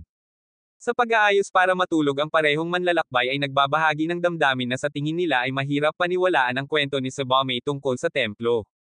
Sa katahimikan ng gabi ang mga iniisip ni Dororo ay nabaling sa payo ng pari, pinag-iisipan ang kanyang mga susunod na hakbang. Gayunpaman ang kanilang katahimikan ay naaabala kapag ang isang hindi inaasahang banta ay lumitaw. Isang napakalaking nilalang na uod ang umatake sa kanila. Ang pag-atake nito ay nag-udyok kay Hyakkimaru na makisali sa matinding labanan. Sa matinding determinasyon nagawa ni Hyakkimaru na magdulot ng malaking pinsala sa nilalang. Habang tumitindi ang labanan, ang halimaw na uod ay napilitang umatras na iniwang pansamantalang ligtas ang mga manlalakbay ngunit alerto sa kadiliman. Nakapagtataka ang tunay na pagkakakilanlan ng pinuno ng halimaw ay inihayag na si Tsubame mismo. Ang halimaw na uod na matinding nilabanan at nasugatan ni Hyakkimaru ay ipinakita bilang isa sa mga supling ni Tsubame. Ang nakakagulat na paghahayag na ito ay binibigyang diin ang isang mas malalim na layer ng pagiging komplikado sa sitwasyon. Kinabukasan habang nag-aalmusal, mainit na inanyayahan ni Tsubame sina Hyakkimaru at Dororo na manatili ng mas matagal kung gusto nila. Mahinhin niyang kinikilala ang kakulangan ng kasaganaan ng nayon ngunit binanggit niya ang kanilang kakayahang suportahan ang kanilang sarili. Sa pag-uusap nagpahayag si Dororo ng interes na matuto pa tungkol sa nilalang na nakatagpo noong nakaraang gabi na nagpaplanong makipag-ugnayan sa mga taga-nayon. Habang papalabas si Dororo nananatili si Hyakkimaru kay Tsubame. Habang ginalugad ang nayon napagtanto ni Dororo ang karaniwang katangian nito. Gayunpaman nilapitan siya ng isang bata at hindi nagtagal ay sumama sa bata sa pagtangkilik ng rice cake. Sa panahong ito ibinahagi ng lola ng bata na ang dedikasyon ni Tsubame ang dahilan ng kanilang mapayapang buhay. Gayunpaman nang tanungin ni Dororo ang lola tungkol sa ghoul at nasunog na templo, nananatili siyang tahimik at umalis kasama ang kanyang anak. Samantala sinasadya ni Hyakkimaru si Tsubame na naglalakad patungo sa kagubatan. Nagsalubong ang kanilang mga landas at huminto si Tsubame, kinikilala ang pagtugis ni Hyakkimaru. Sa kanilang pag-uusap ibinunyag ni Tsubame na madalas niyang pinupuntahan ang lugar dahil sa nakamamanghang tanawin nito sa nayon na sa tingin niya ay parehong maganda at nagbibigay inspirasyon. Sa gitna ng pag-uusap na ito ang mga hinala ni Dororo tungkol sa nayon ay nagtulak sa kanya na tuklasin ang isang tila desyerto na bahay. Sa loob siya ay natitisod sa isang tipo ng bigas ngunit ang kanyang pagkamausisa ay humantong sa kanya upang alisan ng takip ang isang nakatagong trapdoor. Hindi sinasadya bumaba siya sa nakatagong silid sa ibaba. Gayunpaman ang kanyang paggalugad ay naantala nang dumating ang mga gwardya, tinatakan ang trapdoor at iniwang nakakulong si Dororo. Samantala sa nayon hinarap ni Tsubame si Hyakkimaru, determinadong pigilan ang pagpatay sa mga multo na naninirahan sa lugar dahil sila ay kanyang mga tao. Sabay-sabay sa nakatagong silid ang mga tawag ni Dororo para sa tulong ay umaalingaw-ngaw habang ang isang kawan ng mga halimaw na uod ay lumabas mula sa kadiliman na pinalibutan siya ng may panganib. Habang nangyayari ang mga pangyayari ipinagtapat ni Tsubame kay Hyakkimaru ang tungkol sa kanyang pinagmulan kung paano ang kanyang nayon ay inatake ng mga mandar-ambong na samurai-turned-brigands na humantong sa kaguluhan at pakikipagtagpo sa mga multo. Pinasigla nito ang kanyang determinasyon na protektahan ang kanyang mga tao sa anumang paraan. Kasabay nito ang kaligtasan ng buhay ni Dororo ay nakabitin sa balanse habang siya ay nakatakas mula sa mga halimaw na uod. Biglang bumalik ang sanggol na ghoul, iniligtas si Dororo mula sa tiyak na panganib. Samantala binigyang diin ni Hyakkimaru kay Tsubame ang kanyang hindi natitinag na pangako na talunin ang mga demonyo anuman ang kahihinatnan. Sa magkatulad na salaysay ang pakikipag-ugnayan ni Dororo sa mga ghouls ay nagbigay liwanag sa malagim na massacre na naranasan nila. Ang kwento ay nagtatagpo kay Hyakkimaru habang kinakaharap niya ang mga butterfly monsters. Isang matinding labanan ang naganap na nagresulta sa parehong Hyakkimaru at ang paru-paro na nagtamo ng matinding pinsala. Ang halimaw na nilalang gayunpaman ay lumipad at hindi sinasadyang nasunog ang nayon. Sa gitna ng kaguluhan nagmamadaling pumunta si Dororo sa tabi ni Hyakkimaru ikinwento ang sarili niyang nakakapangilabot na mga karanasan sa loob ng kamalig ng nayon. Habang nangyayari ang magkakaugnay na mga kaganapang ito hinuhubog ng mga alyansa at komprontasyon ang takbo ng paglalakbay ni Hyakkimaru at Dororo ang kanilang mga kapalaran ay magkakaugnay sa parehong tao at goal. Sa gitna ng kaguluhan sa nayon ang mga residente ay nakikipagbuno sa nakakatakot na pag-asa na makaligtas sa paparating na taglamig dahil sa pagkawala ng kanilang supply ng bigas sa sunog. Samantala solong nakipagsapalaran si Hyakkimaru sa gitna ng ilog nakikibahagi sa isang matinding pakikipaglaban sa butterfly monster. Sa kabila ng mga pinsala nagtagumpay siya laban sa mabigat na kalaban. Pagbalik sa Dororo saksi ang mga sugat ni Hyakkimaru sa mahirap na pakikibaka na kanyang pinagdaanan isang patunay ng kanyang determinasyon at lakas. Sa likod ng kanilang mga pagsubok ipinagpatuloy ni Hyakkimaru at Dororo ang kanilang paglalakbay naglalakad sa nayon. Habang pinagmamasdan nila ang kinahinatnan ipinahayag ni Dororo ang kanyang pag-aalala kay Hyakkimaru na kinukwestiyon ang maliwanag na pag-iisip kung saan hinahabol niya ang pagpuksa ng mga demonyo. Si Hyakkimaru gayunpaman ay nananatiling nakatutok sa kanyang pakikipagsapalaran na binabaliwala ang pagtatanong ni Dororo sa pamamagitan ng pagsasabing hindi ito ang kanyang prioridad. Habang si Hyakkimaru ay nagpapatuloy ang kanyang pagkaka-PLA na lakad ay isang patunay sa kanyang mga kamakailang laban. Isang biglaang napagtanto sa kanya pinili ni Dororo na maghiwalay ng landas at pumunta sa ibang landas. Samantala natagpuan ni Dororo ang kanyang sarili na nakaharap ng isang grupo na pinamumunuan ni Itachi. Hinihiling nila ang kalahati ng mapa na taglay ni Dororo. Tila determinado si Itachi at ang kanyang mga tauhan na itinatakda ang yugto para sa isang maigting na pagtatagpo habang pinipilit nila si Dororo para sa impormasyong hinahanap nila. Ang hindi inaasahang pagtatagpo ay nagdaragdag ng bagong layer ng kawalan ng katiyakan sa paglalakbay ni Dororo na nagpipilit sa kanya na mag-navigate sa isang potensyal na mapanganib na sitwasyon ng walang suporta ng kanyang kasamang si Hyakkimaru. Inutusan ni Itachi ang isa sa kanyang mga kasama na hulihin si Dororo at suriin ang kanyang likod para sa mapa. Nakapagtataka kusang sumunod si Dororo na nagpapakita na wala siyang anumang ganoong mapa. Gayunpaman nananatiling may pag-aalinlangan si Itachi na nakadarama ng koneksyon sa pagitan ng Dororo at sa kinaroroonan ng mapa. Dahil sa kanyang determinasyon nagpasya si Itachi na dalhin si Dororo sa kanila na kinikilala ang kanyang potensyal na kahalagahan sa kanilang paghahanap. Habang bumabalot ang gabi sa eksena dumating si Hyakkimaru tahimik na nagmamasid upang pagsamasamahin ang landas ni Dororo. Sa takip ng kadiliman nakipag-usap si Dororo kay Itachi unti-unting natuklasan ang mga fragment ng impormasyon na nagbubunyag sa misyon ni Itachi isang paghahanap upang mahanap ang posisyon ng nakatagong kayamanan. Kaugnay ng kasaysayan ni Hibikuro ikinwento ni Itachi ang mga pangyayaring nagbunsod sa kanya upang matuklasan ang nakatagong pera ibinunyag ang nakakagambalang katotohanan tungkol sa ang paghahayag na ito ay nag-trigger sa galit ni Dororo habang nakikipagbuno siya sa paglabag sa memorya ng kanyang ina at sa kanyang huling pahingahan. Ang kanyang galit ay tumitindi na pinalakas ng matinding kawalang galang na ipinakita sa kanyang ina.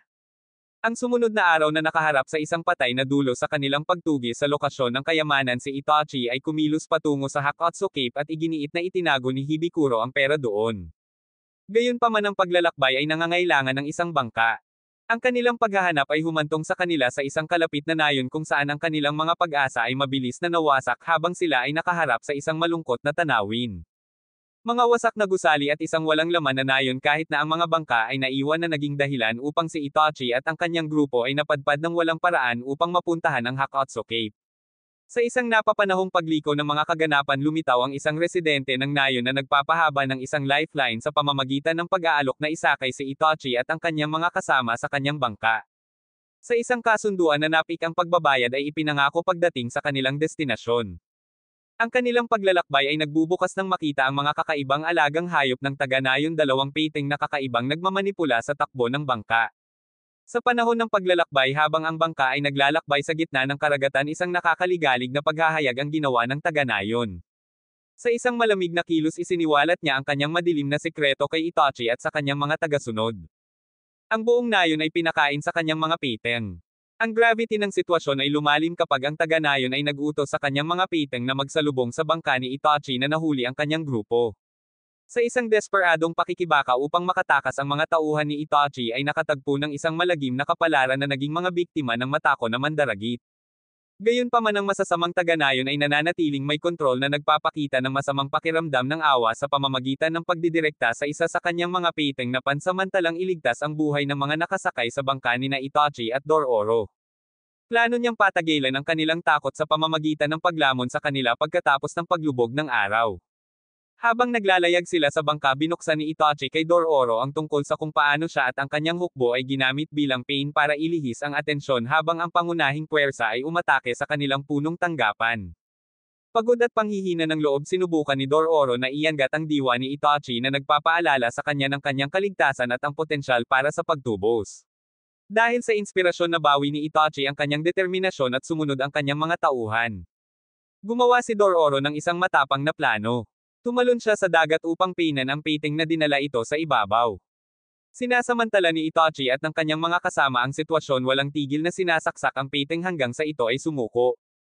Nang pansamantalang inalis ang banta na pagtanto ng grupo na babalik ang kontrabida na taga-nayon kasama ang isa pa niyang piting bago lumubog ang araw. Mabilis silang pumunta sa baybayin ng kapa na naglalayong makarating sa kaligtasan at makaiwas sa karagdagang panganib. Hindi nagtagal narating ng taga-nayon ang gilid ng karagatan, sinusubaybayan ang bakas ng dugo sa kanyang namatay na piting. Habang sinusuri niya ang eksena, bigla siyang hinarap ni Itachi at ng kanyang mga tauhan, sinasamantala ang pagkakataong mahuli ang masasamang taga-nayon. Sa isang hindi inaasahang twist, hiniling ni Itachi kay Dororo na ibigay ang kalahati ng mapa. Gayunpaman nang sinubukan nilang haburin si Dororo na bunyag ang kanyang tunay na pagkakakilanlan. Siya ay sa katunayan isang babae. Ang mapa na hindi sinasadyang nalantad dahil sa kalapit na apoy ay humantong kay Itachi na igapos at pigilan siya. Simula sa kanilang paghahanap para sa nakatagong pera, umalis si Itachi at ang kanyang mga tauhan na iniwan ang nasalantang taga-nayon sa kanilang kalagayan. Dahil sa kalungkutan at galit, inutusan niya ang kanyang natitirang piting na ipaghiganti ang nahulog na kasama nito sa pamamagitan ng paglamon ng buhay kay Itachi at sa kanyang grupo. Sa isang abandonado at tiwangwang na lugar, si Jukai ay abala sa muling pagtatayo ng mga paa at sirang katawan ng mga namatay na indibidwal. Gayunpaman, ang kanyang mga pagsisikap ay nag-ambala ng isang matandang lalaki na nakikiusap kay Jukai na ay redirect ang kanyang mga kasanayan patungo sa buhay. Biglang sumulpot ang isang nagbabantang ghoul, walang awang pinatay ang lahat ng naruroon maliban kay Jukai. Matapos ang mabangis na pagkilos ng ghoul, mabilis na dumating si Hyakkimaru at ipinadala ang ghoul. Ang nakakagambalang insidente ay humantong kay Jukai na makilala si Hyakkimaru at mabigla sa hindi inaasahang pagbabalik. Sa paghahanap ng kaligtasan, lumipat sila sa isang mas ligtas na lugar kung saan ginagamot ni Jukai ang mga sugat at pinsala ni Hyakkimaru. Sa gitna ng pagkilos na ito ng pag-aalaga, ang mga iniisip ni Jukai ay naaanod sa nakaraan, naaalala ang oras na nilagyan niya si Hyakkimaru ng mga bagong bahagi ng katawan. Ang nakakagulat na realisasyon na si Hyakkimaru ay nakuhang muli ang kakayahang magsalita, makarinig at makadama ng mga sensasyon ay malalim na nakakaapekto kay Jukai. Gumamit si Hyakkimaru sa mga kilos para sa komunikasyon gamit ang kanyang mga kamay upang ipahiwatig ang kanyang nawawalang binti at ipahayag ang kanyang pagnanais para sa isang prosthetic na kapalit.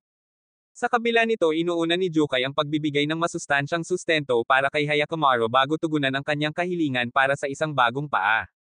Habang nagtitimpla ng sopa si Jukai at nag-aalok nito kay Hyakkimaru, isang malalim na pakiramdam ng tiwala at pakikipagkaibigan ang lumitaw sa pagitan nila. Sa kanilang pagkain, inihayag ni Hyakkimaru kay Jukai ang nakakatakot na katotohanan na siya ay isinakripisyo sa mga demonyo ng kanyang sariling ama, si Daigo. Ang paghahayag na ito ay nagulat sa Jukai na nagdaragdag ng isa pang layer ng pagiging komplikado sa kanilang ibinahaging kasaysayan. Sa isang hiwalay na eksena, nagkamalay si Nui at ipinaalam ng kanyang caretaker sa Young Master ang tungkol sa kanyang paggising. Ang balangkas ay umikot muli habang ang mga landas ng mga karakter ay patuloy na nagsasama. Sa kabila nito, nakatuon muna ang Young Master sa pagtugon sa isang napaulat na ghoul sighting muna. Bumalik kasama sina Hyakkimaru at Jukai. Ibinahagi ni Hyakkimaru ang kanyang buong kwento na iniwang tulala si Jukai upang malaman na pasan ni Hyakkimaru ang napakalaking pasanin ng kapalaran ng kanyang nasasakupan sa kanyang mga balikat. Iginiit ni Hyakkimaru na matanggap ang prosthetic na binti mula kay Jukai, ngunit agad na tinanggihan ni Jukai ang kanyang kahilingan. Pinaghihinalaan niya na hindi lamang mga multo ang pinatay ni Hyakkimaru kundi pati na rin ang mga tao na pinaniniwalaan ni Jukai na maaaring gamitin ni Hyakkimaru ang binti upang makatakas mula sa sangkatauhan. Kumuha ng kutsilyo si Jukai at hinampas ang prosthetic na binti para magbigay ng punto. Samantala, sinubukan ni Nui na ipaliwanag kay Daigo na nang ipanganak si Hyakkimaru na wala ang ulo ng Diyosa ng awa, isang simbolikong indikasyon na may kinuha ang mga demonyo mula sa Diyos bilang kapalit. Iginiit pa ni Nui na sinira ng gawaing ito ang kasunduan ni Daigo dahil nilabag ang kabanalan ng Diyosa ng awa. Sa kabila ng mga paghahayag ni Nui, tumanggi si Daigo na tanggapin ang kanyang mga pag-aangkin at umalis nang hindi makapaniwala. Sa pag-alis ni Daigo, inutusan niya ang isa sa kanyang mga especially iya na bantayan ang Hall of Hell. Di nagtagal, isang impormante ang nagbigay kay Daigo ng impormasyon tungkol sa lokasyon ni Hyakkimaru na nag-udyok kay Daigo na turuan si Tohamaru na mag-imbestiga pa. Samantala, tiniyak ni Hyakkimaru kay Jukai ang kanyang matinding pagnanais para sa isang bagong katawan. Sa isa pang senaryo, si Tohamaru at ang kanyang grupo ay nakatagpo ng isang ghoul, ngunit ang nilalang sa kalaunan ay umatras. Kasabay nito, tinalakay ni Jukai kay Hyakkimaru ang mapanghamong landas sa hinaharap na maaaring may kinalaman sa pagharap sa sarili niyang pamilya upang mabawi ang kanyang katawan. Binibigyang diin ni Jukai ang potensyal na paghihiwalay na maaaring dumating sa pagtatapos ng paglalakbay. Sa magkatulad na pagkakasunod-sunod ng mga kaganapan, si Tohamaru ay humarap sa mga sanggol na masasamang loob habang si Hyakkimaru ay nakikipaglaban sa maraming demonyo. Nasaksihan ng walang humpay at walang humpay na pagpaslang ng demonyo ni Hyakkimaru na pagtanto ni Jukai na ang kanyang mga pagsisikap na tulungan si Hyakkimaru ay maaaring hindi sinasadyang nagdulot sa kanya ng isang bagong paraan ng pagdurusa. Samantala, nag-issue si Tohamaru ng mga utos sa kanyang mga tagasunod sina Matsu at Hyogo na nagtuturo sa kanila na sunugin ang isang bahay.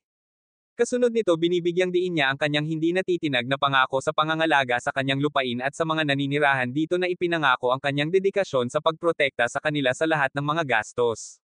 Habang nagpaalam si Jukai kay Hyakkimaru, tinanong ng huli si Jukai tungkol sa kanyang pangalan, ngunit pinili ni Jukai na itago ito. Gayunpaman, binansagan ni Hyakkimaru si Jukai bilang kanyang mama na nagpapakita ng kanilang bono.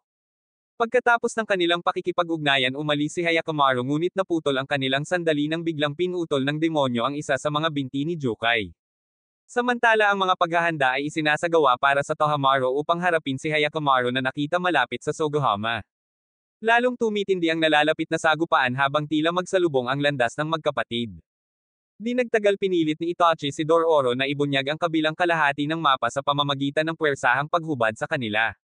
Sa sorpresa ng lahat, ipinahayag na si Dororo ay talagang isang babae. Ang kalapitan ng apoy ay hindi sinasadyang inilantad ang nakatagong mapa na humantong kay Itachi na igapos si Dororo sa isang kalapit na puno bago siya pumunta sa kanyang paghahanap para sa nakatagong kayamanan. Samantala, ang nalulungkot na taga-nayo na nadurog sa pagkawala ng kanyang piteng ay nag-utos sa kanyang natitirang piteng na salakayin si Itachi at ang kanyang mga kasamahan habang ang grupo ni Itachi ay nagpapatuloy patungo sa lokasyon ng nakatagong kayamanan. Ang piteng ng taga-nayon si Jerimaru ay lumalamon sa nahulog na piteng at sumasailalim sa isang kapansin-pansing pagbabagong anyo na naging isang mas mabigat na kalaban. Nabuhayan muli ng mas matinding pagsalakay si Jerimaru ay sumulong ng may panganib patungo sa Dororo na nakahanda na ubusin sila. Gayunpaman, tulad ng paglapit ng nagbabantang piteng sa Dororo, lumitaw si Hyakkimaru nang hindi inaasahan. Sa isang makapangyarihang hampas ng kanyang espada, si Hyakkimaru ay walang kahirap-hirap na nagdulot ng matinding sugat kay Jerimaru na iniligtas si Dororo mula sa agarang panganib. Sa kabila nito, nananatili ang katatagan ni Jerimaru at sinisingil nito si Hyakkimaru na nag-uudyok sa kanya na gamitin ang kanyang matulin na reflexes upang maiwasan ang mabangis na pagsalakay. Mahusay na nagmamanyobra si Hyakkimaru, nagsasagawa ng sunod-sunod na mabilis na pag-atake ng espada habang iniiwasan ang walang humpay na pag-atake ng piteng. Sa kalaunan, sa mga tiyak na welga, matagumpay na tinapos ni Hyakkimaru ang banta ni Jerimaru. Makalipas ang ilang sandali, si Dororo ay nagmamadaling lumapit kay Hyakkimaru at sa isang nakapagpapasiglang galaw kinurot ni Hyakkimaru ang pisngi ni Dororo at magiliw na hinaplos ang kanyang ulo sa pisngi ni Dororo. Emosyonal na tiniyak ni Hyakkimaru kay Dororo na bumalik siya para sa kanila na nagpaluha kay Dororo. Bukod pa rito, sa pamamagitan ng pagkatalo kay Jerimaru, nabawi ni Hyakkimaru ang isa sa kanyang mga paa ng tao. Nang masugpo ang panganib, sinunggaban ni Dororo si Hyakkimaru at hinikayat siyang umalis na kinikilalang nananatili pa rin si Itachi sa kalayaan. Sabay-sabay dalawang kasabwat ni Itachi ang nakipagsapalaran sa isang kuweba. Ang kanilang pananibik para sa nakatagong kayamanan ay nababalot sa pag-iingat. Ang kanilang kawalang ingat ay nagpapalitaw ng mga nakatagong bitag na humahantong sa kanilang hindi napapanahong pagkamatay. Sa gitna nito, napansin ni Itachi ang paparating na fleet ng mga barko na nakakuha ng kanyang atensyon. Nalaman din ni Dororo at Hyakkimaru ang paparating na fleet sa lalong madaling panahon na kilala ang presensya ni Tohamaru. Napagtatanto ang panganib na iintindihan nila na si Tohamaru ay dumating upang alisin si Hyakkimaru. Kapag nakarating na ang armada ni Tohamaru sa isla ng alop siya ng impormasyon sa lokasyon ni Hyakkimaru at nagpadala ng isang grupo ng mga sundalo sa kapa na may mga utos na lipulin ang sinuman sa kanilang landas. Samantala kinilala ni Itachi ang paparating na samurai bilang ipinadala ni Daigo. Pinaulanan sila ng mga araw na nag-udyok kay Itachi sa kanyang mga tauhan Dororo at Hyakkimaru na tumakas para sa kanilang buhay ang paghahanap ng kaligtasan na nagtutulak sa kanilang galit na pagtakas. Nang maglaon nagkataon na nag-cross ang landas ni Dororo kay Itachi. Sa hindi inaasahang pagtatagpo na ito hinimok ni Dororo si Itachi na talikuran ang paghabol sa kayamanan at sa halip ay unahin ang kanilang pagtakas tungo sa kaligtasan. Sama-sama bumubuo sila ng isang plano ngunit ang kanilang mga pagsisikap ay nagre-resulta sa kabiguan. Samantala natagpuan ni Hyakkimaru ang kanyang sarili na nakikibahagi sa isang matinding labanan laban kay Tohamaru at sa kanyang mga puwersa. Sa gitna ng kaguluhan sinamantala ni Itachi ang pagkakataon at pinutol ang kanyang koneksyon sa labanan sa pamamagitan ng pag-agaw kay Dororo at pagtakas. Habang tumitindi ang paghaharap ni Hyakkimaru nabasag ang kanyang espada dahil sa malakas na hampas ni Hyogo. Kasabay nito natitised si Itachi sa isang lokasyon na halos kamukha ng isa na inilalarawan sa mapa ng kayamanan. Habang nag-iimbestiga siya ay bigla ang binomba ng isang barrage ng mga araw na nagtamo ng maraming sugat. Kasabay nito ang mga aksyon ni Dororo ay hindi sinasadyang nag-trigger ng isang serye ng mga estatwa ng bato upang gumuho na humahantong sa pagkamatay ng ilang samurais. Sa gitna ng walang humpay na paghaharap ni Hyakkimaru at Tohamaru si Dororo ay may gawi sa kapakanan ni Itachi. Sa hindi inaasahang pagkakataon nagpakawala ang mga taga-nayon ng sandamakmak na bombang sumasabog mula sa mga taluktok ng bundok na nagdulot ng malawakang pagkataranta. Habang umaalingaw-ngaw ang mga pagsabog isang kagyat na pag-aagawan para sa kaligtasan ang naganap sa grupo.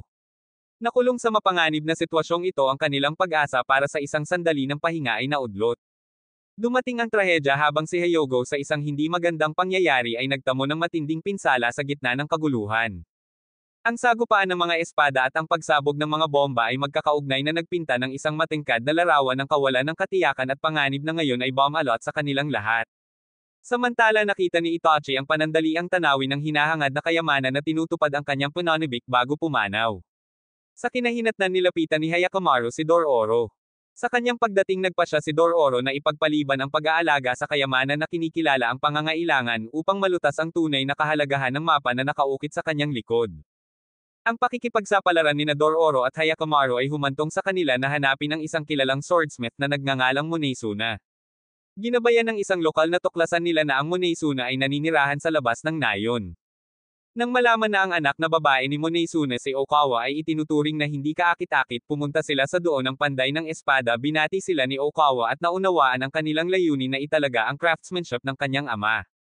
Inihatid niya sila sa Muneisuna. Nang malaman ni Muneisuna ang kanilang pagdating sinuri ni Muneisuna ang mga espada na nangangailangan ng kanyang kasanayan at kaagad na nagsimula sa isang paglalakbay upang dalisayan sila na hinimok ng isang pakiramdam ng pagkaapurahan. Lingid sa kanilang kaalaman isang nagkukubli na demonyo ang nakamasid sa kanilang mga kilos. Samantala si Muneisuna ay naghahangad ng mga pagpapala mula sa Diyos na gumagawa ng espada. Sa kanilang paglalakbay napansin ni Dororo ang nahihiyang mga tingin ni Okawa kay Hyakkimaru. Gabi na at pinag-usapan nila ang kanilang plano na kunin ang espada at umalis kinabukasan. Sa hindi inaasahang pagkakataon pumasok si Okawa sa silid dala ang isang plato ng sushi.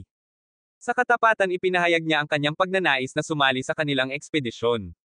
Napunit na magitan si Dororo Banayad na hinihimok si Hyakkimaru na makipag-usap na hindi sila maaaring samahan ni Okawa. Gayunpaman sa pagkamangha ni Dororo ipinahayag ni Hyakkimaru ang kanyang nais na manatili sa Okawa. Ang nakakagulat na desisyong ito ay nagsasangkot pa ng pag-abandona sa kanyang pagsisikap na mabawi ang kanyang mga nawawalang bahagi ng katawan. Upang ipakita ang kanyang pagkadismaya inubos ni Dororo ang lahat ng sushi na inihanda ni Okawa para kay Hyakkimaru at hindi makapaniwalang lumabas ng silid. Naniniwala si Hyakkimaru na ang kanyang pinili ay magpapasaya kay Dororo ngunit tila ang kabaligtaran ay totoo. Samantala ang nagkukubli na demonyo ay nananatili sa mga anino. Kinabukasan ibinalita ni Okawa ang kanyang layunin na pakasalan si Hyakkimaru sa buong nayon. Binabasa ng mga bumati ang tahanan ni Muneisuna binabati sila. Sa kabila ng kanyang pagtutol sa kanilang pagsasama ng magsalita si Dororo ang kanyang mga salita ay naghahatid ng mga tunay na pagpapala para sa kinabukasan ni Okawa at Hyakkimaru. Ang plano ni Dororo na itapon ang mga espada dahil hindi na ito mahalaga para kay Hyakkimaru ay nangangailangan ng hindi inaasahang twist. Habang siya ay gumagalaw upang isagawa ang kanyang desisyon, si Monaizuna ay namagitan, nahuli siya sa akto. Na-corner si Dororo ay tapat na nagtapat kay Monaizuna na binubuksan ang kanyang intensyon na itapon ang mga espada. Binuksan niya ang tungkol sa kanyang magkasalungat na emosyon na inihayag na si Hyakkimaru ay nananatiling nakakalimutan sa kanyang hindi pagsang-ayon tungkol sa kanyang nalalapit na kasal kay Okawa. Ang araw ay sumisikat sa isang bagong araw na inilalantad ang Monaizuna na nalubog sa paggawa ng espada. Pinipilit ng visual na ito si Dororo na makisali sa pag-uusap na nag-trigger ng realization. Ang kanyang pananalita ay nabaligtad mula nang siya ay bumalik mula sa templo. Ang paghahayag na ito ay nakakaganyak sa kanyang kaibuturan at sa pagmamadali siya ay nagtatakda upang hanapin si Hyakkimaru para sa kailan-awan. Pagdating sa templo, sinalubong si Dororo ng isang nakagugulat na paghahayag. Isang ghoul na nababalot ng mga anino ang nag-orkestra sa buong cascade ng kalituhan. Ang makasalanang nilalang na ito ang may pananagutan sa kanyang baligtad na pananalita sa mga magulong pangyayari at sa mga kakaibang pangyayari. Nang sa wakas ay nabunyag na ang katotohanan, hinarap ni Dororo ang mapanghamak na presensya ng may hindi natitinag na pagpapasya, determinadong ibalik ang kailan-awan sa kanilang magulong paglalakbay. Hindi nagtagal, parehong lumabas sa eksena sina Hyakkimaru at Okawa na impluwensyahan ng masamang hangarin ng ghoul. Sa ilalim ng masasamang pagkilos na ito, naglunsad si Hyakkimaru ng isang pag-atake kay Dororo na hinimok ng pagmamanipula ng ghoul. Gayunpaman, biglang pumagitna si Monaizuna na nabigla sa lahat nang hindi niya magawa ang ghoul sa isang nakatakdang suntok. Kasunod nito, humakbang pasulong si Okawa upang tugunan ang nayo na inihayag na ang impluwensya ng ghoul ay pinilit si Hyakkimaru na sumang-ayon sa kanilang kasal. Ang nakakagulat na revelasyon ay nag-udyok sa agarang pagkansela ng kanilang nalalapit na kasal. Sa gitna ng mga bulungan at nagbabagong emosyon, isang matapang na taga-nayon ang umakyat, nagboluntaryong kunin ang lugar ni Hyakkimaru bilang nobyo ni Okawa. Sa isang ipoypo ng mga kaganapan, ang nayon ay nagkakaisa sa likod ng bagong mag-asawang ito at ang dali-daling inayos na kasal ay nagpapatuloy ng mabilis. Natagpuan ni Okawa ang kanyang sarili na ikinasal sa kusang taga-nayon, binabilang ang daloy ng kapalaran sa isang direksyon na hindi inaasahan ng sinuman na nagtatapos sa kabanatang ito ng masalimuot na mga pagliko at pagliko. Habang hawak ang kanyang mga bagong huwad na espada, si Hyakkimaru ay sumubok upang subukan ang kanilang katapangan. Okawa at isang payo na humihimok sa kanya na iwasang makisali sa mga hindi pamilyar na pakikipag-ugnayan. Kinikilala ni Monaizuna ang pambihirang katapangan ni Dororo at Hyakkimaru sa regular na pakikipaglaban sa mga multo at demonyo. Habang nagpapatuloy ang pag-uusap, inihanda ni Dororo at Hyakkimaru ang kanilang sarili para sa patuloy na paglalakbay na iniisip ang mga panganib na kinakaharap nila araw-araw. Ang kanilang determinasyon ay nananatiling hindi natitinag habang sila ay nakatayo sa bangin ng di kilala, pinalakas ng kanilang katapangan at di natitinag na espiritu. Sa ibang lugar, natagpuan ni Tohamaru at ng kanyang mga kasama ang kanilang mga sarili sa isang nayon para lamang makatanggap ng malungkot na balita na ang mga naninirahan dito ay nakamit ang magkakaibang at trahedya na mga wakas. Kasunod ng deliberasyon, nagpasya si Tohamaru na pumunta sa Hall of Hell, ang kanyang matatag na paglutas. Gayunpaman, ang kanyang mga intensyon ay nagbabago habang lumilitaw ang isang desperadong taga-baryo na humihingi ng tulong sa kanya. Sa pagtugon ng may habag, si Tohamaru ay may gawi sa mga pangangailangan ng naghihirap na bata na nag-aalok ng pagkain. Sa isang matinding sandali, tiniyak niya sa taga-nayon na hindi na niya ito pababayaan. Muli pinatitibay ang kanyang pangako na mag-alok ng suporta at tulong sa mga nasa mahirap na kalagayan. Sa gitna ng kagubatan na pinalamutian ng matingkad na pulang dahon, nakahanap ng pahinga sina Dororo at Hyakkimaru, huminto upang pakainin ang kanilang sarili ng pagkain. Sa tahimik na sandali na ito, si Dororo ay nagbibigay ng kaalaman tungkol sa pabago bagong panahon na nakuha ang bagong Yuzusa ni Hyakkimaru. Sa pagmamasid sa hindi inaasahang ngunit nakapagpapasiglang pagbabagong ito sa kanyang kilos, nakilala ni Dororo ang isang pagbabago sa loob niya. Naputol ang kanilang kapayapaan ng pagdating ni Saburoda, isang taong may determinadong layunin. Inihayag niya ang kanyang intensyon na harapin ang parehong demonyo na hinahanap nila, na ibinahagi na hinabol niya ang nilalang sa loob ng 6 na buwan. Dala ang mga galos ng kanyang pakikipagtagpo sa demonyo, ikinwento ni Saburoda ang kalunos-lunos na pagkawala ng kanyang ina sa mga kamay nito na nag-ukit sa kanyang pagkauhaw sa paghihiganti. Nagkakaisa sa isang ibinahaging layunin, magkasama silang nagsimula sa paghahanap. Ginabayan ni Saburoda sa pinagmumultuhan ng demonyo habang ang kanilang paglalakbay ay nag-uugnay sa kanilang mga kapalaran. Tinatahak nila ang landas patungo sa kanilang magkaparehong kaaway, bawat isa ay hinihimok ng kanilang sariling mga dahilan at kasaysayan. Nagmaterialize ang demonyo na nag-udyok kay Hyakkimaru na ilunsad sa labanan. Sa kainaitan ng labanan, dumating ang isang sandali nang si Hyakkimaru ay tumulong kay Dororo. Gayunpaman ang sitwasyon ay tumatagal ng isang hindi inaasahang twist habang si Saburoda ay lumiliko kay Hyakkimaru na naglulunsad ng isang pag-atake na natugunan ng isang tiyak na depensa mula kay Hyakkimaru. Ibinunyag ni Saburoda ang isang baluktot na katotohanan. Ang kanyang masasamang kasiyahan ay nagmumula sa pag-akit sa mga biktima sa kagubatan na nagpapahintulot sa demonyo na lumunin sila na nasasarapan sa kanilang mga paghingi ng tulong. Samantala nakarating kay Daigo ang nakakaligalig na mga ulat tungkol sa mga anomalya na kinasasangkutan ng mga estatwa sa Hall of Hell na nagpapaalala sa mga misteryosong salita ni Nui sa kanya. Habang nangyayari ang mga pangyayari nagkamalay si Dororo pagkatapos mahulog mula sa isang bangin at natuklasan lamang ang kanyang kamay na nakulong sa bato. Itinuon ni Hyakkimaru ang kanyang atensyon sa tubig na tumutulo mula sa bangin na unti-unting namumuo sa paligid ng kanyang pagkakakulong. Dahil sa lakas ng loob niyang tulungan siya same time siyang nagsisikap na palayain si Dororo mula sa pagkakakulong nito ang pagkaapurahan ng kanilang suliranin ay nagpapataas sa tindi ng kanilang pakikibaka. Muling bumangon ang mga alaala ni Saburoda ikinwento ang malagim na pakikipagtagpo sa demonyo habang karge-karge niya ang kanyang ina. Ang nakamamatay na araw na iyon ay nakita ang kanyang ina na walang awang pinatay ng nilalang na nagpilit kay Saburoda na putulin ang kanyang kamay sa desperadong pagtatangka na iligtas siya. Ang mga alaala ay bumabagabag sa kanya na nagpapasigla sa kanyang mapaghiganti na pagtugis. Samantala si Hyakkimaru ay nagpatuloy sa kahit na pagsira sa kanyang prosthetic na braso upang palitan ito ng bago. Gayunpaman ang batong humahawak kay Dororo ay nananatiling hindi sumusuko. Dumating ang hindi inaasahang tagapagligtas. Ang pari mula sa kanilang naunang pagkikita ay namagitan matagumpay na napalaya si Dororo mula sa kanyang pagkakakulong. Habang nangyayari ang sitwasyon hinarap ni Hyakkimaru si Saburoda at naghatid ng mabilis na welga na agad na nasugatan ang demonyo. Muling bumangon ang mga alaala ni Saburoda. Matapos magrally ang mga taga-nayo ng kanyang ina upang suportahan siya naghahanap ng paghihiganti para sa kanyang pagpatay. Nakalulungkot ang kanilang pagtatangka ay natapos sa kanilang sariling pagkamatay. Ang nakaraan ay nakakabit sa kasalukuyan naghahabi ng tapis area ng sakit paghihiganti at katapangan sa harap ng napakatinding kadiliman. Sa kasalukuyan muling sinisingil ni Hyakkimaru ang demonyo hinati ang mukha nito sa dalawa. Isinakripisyo ni Saburoda ang kanyang sarili na humahantong sa pagbabagong buhay at ebolusyon ng demonyo. Sa kabila ng pinahusay na anyong nito ang demonyo ay mabilis na natalo ni Hyakkimaru. Dumating si Dororo na saksihan ang pagkadismaya ni Hyakkimaru. Sa kabila ng kanyang pagkapanalo nananatili siyang bigat sa patuloy na pagkawala ng kanyang mga na-recover na bahagi ng katawan isang paalala ng kanyang matibay na pakikibaka.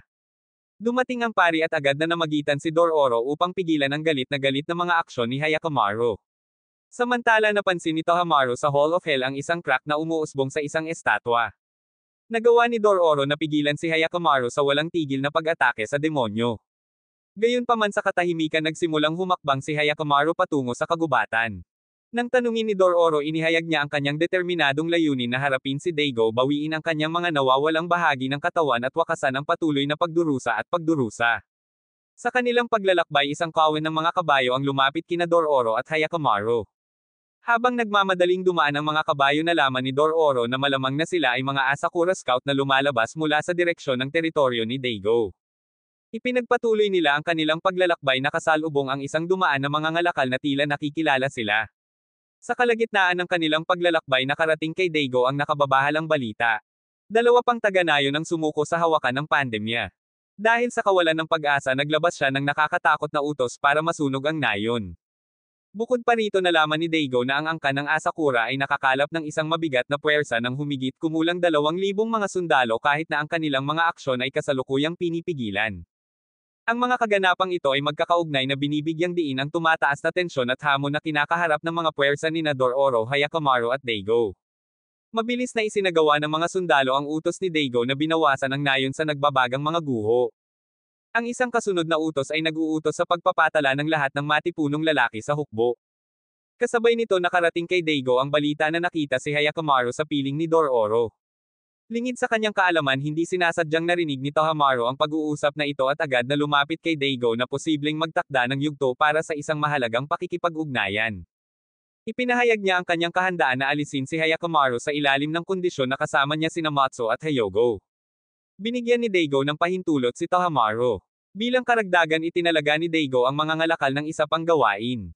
Sa gitna ng mga pag-unlad na ito tinanong ni Dororo si Hyakkimaru tungkol sa kanyang mga intensyon ng harapin ang kanyang mga magulang. Bilang tugon inihayag ni Hyakkimaru ang kanyang hindi natitinag na determinasyon kahit na handa siyang patayin sila kung hahadlangan nila ang kanyang landas. Ang salaysay ay mas malalim na nagsasaliksik sa pagiging komplikado ng paghahanap ni Hyakkimaru at mga mapagpasyang pagpipilian na handa niyang gawin. Nakipag-usap si Hyogo kay Matsu na nag-udyok sa kanyang mga alaala sa nakaraan. Kung paano silang dalawa nahuli at napilitang saksihan ang pagpatay sa kanilang mga pamilya. Samantala inihanda ni Tohamaru ang kanyang sarili para sa misyon na wakasan ang buhay ni Hyakkimaru.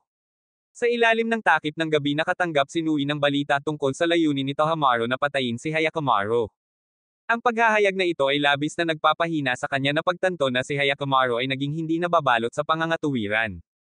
Kasabay nito ang bigat ng sitwasyon ay mabigat sa kanya na kitang-kita ang kanyang pagmamalasakit sa kapalaran ng kanyang mga anak. Habang nagsasama-sama ang mga damdamin at intensyon ng mga karakter ang kwento ay nag-navigate sa masalimuot na web ng mga emosyon paghihiganti at ang napipintong labanan sa hinaharap. Sa kanilang paglalakbay sina Hyakkimaru at Dororo ay nakatagpo ng isang nag-aalalang taga-nayon na nagbabala sa kanila tungkol sa napipintong labanan sa pagitan ni Daigo at Aizukura. Sa kabila ng babala nagpatuloy si Hyakkimaru na nag-udyok kay Dororo sa kanilang paghihiwalay.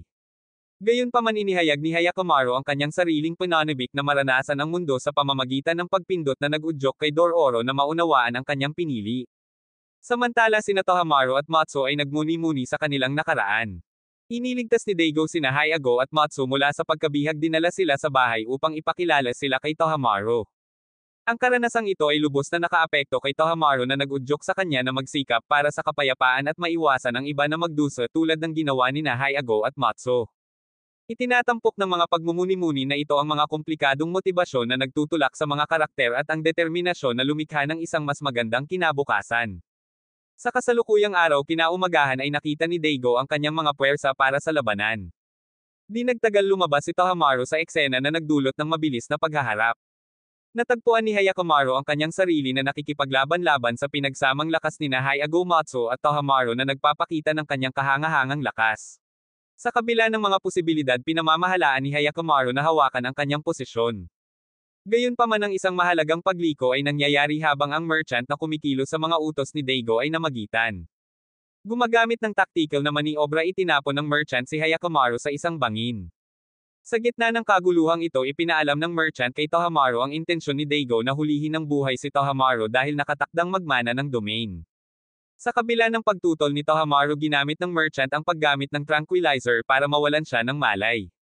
Sinamantala ang pagkakataon nakuha ng merchant si Dororo na nagbabalak na gamitin siya bilang pain para ilabas ang nabubuhay pang Hyakkimaru. Pagkatapos ay pinayuhan ng merchant sina Matsu at Hyago para sa kanilang nakikitang kakulangan sa pagsasagawa ng kanilang mga gawain na inaakusahan sila na naimpluwensyahan ng damdamin. Pagkatapos ng lecture umalis sila iniwan ang eksenang puno ng tensyon at kawalan ng katiyakan. Sa paglipas ng panahon nabawi ni Hyakkimaru ang kanyang kalmado at tinawag si Dororo. Sa isang kakaibang twist ang mga natanggal na bahagi ng katawan ng White Horse ay biglang muling buuin na humahantong sa kumpletong pagbabagong buhay muli.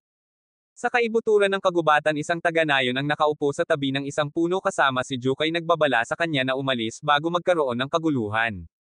Hindi nagtagal dumaan si Tohamaru at ang kanyang mga kasama sa lugar na nakuha ang atensyon ni Jukai habang umaalingaw-ngaw ang mga pagsigaw ni Dororo para sa tulong. Samantala nagawang maabot ni Dororo ang tuktok ng isang kanal na sinundan ng pagdating ng Fiery Horse. Sa ibang lokasyon nakatanggap si Daigo ng mga update sa patuloy na labanan laban sa Asakura. Sa gitna nito sina Tohamaru at Hyago ay nagmuni-muni sa kanilang pagtatagpo kay Hyakkimaru nagtataka tungkol sa kinaroroonan ni Matsu at nagpas siyang kumonsulta sa doktor para sa mga sagot. Natuklasan ni Tohamaru at Hyago na si Matsu ay walang habas na sumali sa labanan sa kabila ng dinapuan ng sakit. Sa pagpapahayag ng kanyang hindi pagsang-ayon pinarusahan ni Tohamaru si Matsu mula sa labas ng kanyang silid. Nararamdaman ang kanyang nalalapit na pagkamatay nakikiusap si Matsu kay Hyago na protektahan si Tohamaru sa bawat onsa ng lakas na natitira sa kanya. Samantala nakakulong sa isang selda hinahangad ni Dororo ang pagbabalik ni Hyakkimaru umaasa na siya ay mananatili sa kanyang sarili pagkatapos ng kanilang huling pagtatagpo na nabahira ng kanyang galit. Sa hindi inaasahang pagkakataon maingat na dumating si Nui sinasamantala ang paghahanda sa digmaan para palayain si Dororo. Sa gitna ng kaguluhan ginagabayan ni Nui si Dororo sa isang nakatagong lagusan tinitiyak ang kanyang pagtakas mula sa mga kulungan ng bulwagan na hindi napapansin ng mga abalang nakatira. Habang binabagtas nila ang bulwagan Senador Oro at Nui ay nakikipag-usap tungkol kay Hyakkimaru. Ang isang maliit na pagkagambala ay nangyayari kapag ang dalawang gwardya ay lumapit na nag-udyok kay Nui na matalinong itago si Dor Oro at iligaw ang mga gwardya bago sila paalisan. Pinapayagan nito Senador Oro at Nui na ipagpatuloy ang kanilang paglalakbay sa mga lagusan ng hindi napapansin. Kasabay nito ang isang tagapag-alaga ay naghahanap ng pagpasok sa silid ni Matsu ngunit natagpuan itong walang laman. Natuklasan din ni Tohamaru at Hayago ang kawalan ni Matsu. Sa pag-unawa sa bigat ng sitwasyon nagpasya si Nui na samahan si Dor Oro sa kanyang planong pagtakas. Sa hindi inaasahang pagkakataon dalawang gwardya ang nakaharap sa isang paparating na ghoul na nag-udyok sa kanila na tumakas sa takot. Sa paglalahad ng mga kaganapan ng komplikadong web ng mga pakikipag-ugnayan ng karakter mga nakatagong katotohanan at ang nagbabantang-banta ng kaguluhan sa gitna ng mga paghahanda sa digmaan ay nagiging maliwanag. Sa kanilang pagtakas nag-aalok si Dor Oro ng isang babala kay Nui tungkol sa kanyang mga pabigla-bigla na desisyon at sa potensyal na pag-aatubili ni Hyakkimaru na patawarin ang kanyang mga aksyon. Gayunpaman ang determinasyon ni Nui na muling makihalubilo kay Hyakkimaru ay pumapaibabaw sa anumang reserbasyon na maaaring mayroon siya kahit na kailanganin nito ang kanyang sariling sakripisyo. Biglang lumakas ang agos ng ilog dahilan para bumangga ang kanilang bangka sa isang kahoy na istruktura. Ang epekto ay itinapon sina Dor Oro at Nui sa tubig. Kasabay nito sina Hayago at Tohamaru ay patungo sa lokasyon kung saan huling nakita si Matsu. Sa kalaunan nagkamalay si Dor Oro sa tabi ng kabayo at lumitaw ang pari sa tabi nila. Ang pari ay nagpatuloy upang ipakita si Dor Oro sa paligid ng nayon ipinakilala siya sa isang taong nagngangalang Yahiko. Nang matuklasan ang presensya ni Nui at ang kanyang aktibong pakikilahok sa pagtulong sa nayon nalaman ni Dor Oro na ligtas siya. Kasunod nito inihayag ni Yahiko na ang katakot-takot na estado ng kanilang nayon ay resulta ng impluwensya ni Daigo. Habang lumilipis ang oras nilapitan ni Dor Oro si Nui na may balitang dapat ipagpaliban ang kanilang pag-alis. Binigyang diin ni Dor Oro ang agarang pangangailangan na pigilan si Hyakkimaru na sumuko sa kanyang demonyong panig. Gayunpaman ang kanilang pag-uusap ay biglang naputol ng isang lalaki na apurahang sumigaw na ang hukbo ni Daigo ay mabilis na papalapit sa kanilang nayon. Ang paghahayag ay nagdaragdag sa tumitinding tensyon na nagtatakda ng yugto para sa napipintong labanan at mga desisyon na humuhubog sa takbo ng mga pangyayari. Habang nangyayari ang sitwasyon umugong ang isang anunsyo na inihayag ang huling kalaban ni Daigo ang demonyo. Si Matsu na hinimok na gumawa ng mga pagbabago ay lumapit sa ika-12 demonyo na nagbabalak na ayalay ang kanyang sarili bilang isang sakripisyo. Gayunpaman natuklasan niya na ang katawan lamang ni Hyakkimaru ang angkop na kainin ng demonyo. Kasabay nito nakiusap si Dor Oro kay Nui na ihatid ang parehong mensahe kay Hyakkimaru na nagpapatunay sa kanyang walang hanggang pagmamahal para sa kanya. Samantala walang humpay na nakikipaglaban at tinatalo ni Hyakkimaru ang bawat bahagi ng hukbo ni Daigo. Hinaharap at inaalis pa niya ang mga ngalakal. Sa isang dramatikong pagliko lumabas si Tohamaru bago si Hyakkimaru na nakuha ang kanyang mata. Parehong nararanasan ni Hyakkimaru at Tohamaru ang pagbabagong buhay ng kani-kanilang mga nawawalang bahagi ng katawan. Ang dalawang mandirigma ay nakikibahagi sa isang matinding at mabangis na labanan na minarkahan ang isang mahalagang sandali sa kanilang magkakaugnay na kapalaran. Ang salaysay ay umabot sa isang crescendo na kapaloob na tensyon paghaharap at ang nalalapit na paglutas ng matagal ng mga salungatan. Sabay-sabay na hinarap ni Hyakkimaru sina Tohamaru Hyogo at Matsu na hinimok ng hindi matitinag na determinasyon na bawiin ang kanyang mga nawawalang bahagi ng katawan. Sa gitna ng matinding labanan dumating sina Dor Oro at Nui sa pinangyarihan na saksihan ang mabangis na pagsalakay ni Hyakkimaru laban kay Tohamaru at sa kanyang mga kasama na walang anumang bakas ng kanyang dating sangkatauhan. Sumama rin sa kanila ang pari ipinahayag kina Dor Oro at Nui na nakompromiso ang kakayahan ni Hyakkimaru na makilala sila. Ang paghahayag ng pari ay nagmula sa kanyang unang pagkakatagpo sa loob ng Hall of Hell isang lugar na kinaroroonan ng mga estatwa ng 12 demonyo. Ito ay nagiging maliwanag na ang kapangyarihan ng isang demonyo na nabigong angkinan ang buhay ni Hyakkimaru ay lumipat na ngayon kay Tohamaru. Ang pagsasakatuparan na ito ay bumubuo sa pinakabuod ng kasukdulan ng salaysay kung saan ang mga tauhan ay nakikipagbuno sa mga implikasyon ng paghahayag na ito at ang tumitinding labanan na kasunod nito. Sa paglalahad ng tunggalian umusbong ang isang mapanlinlang na katotohanan.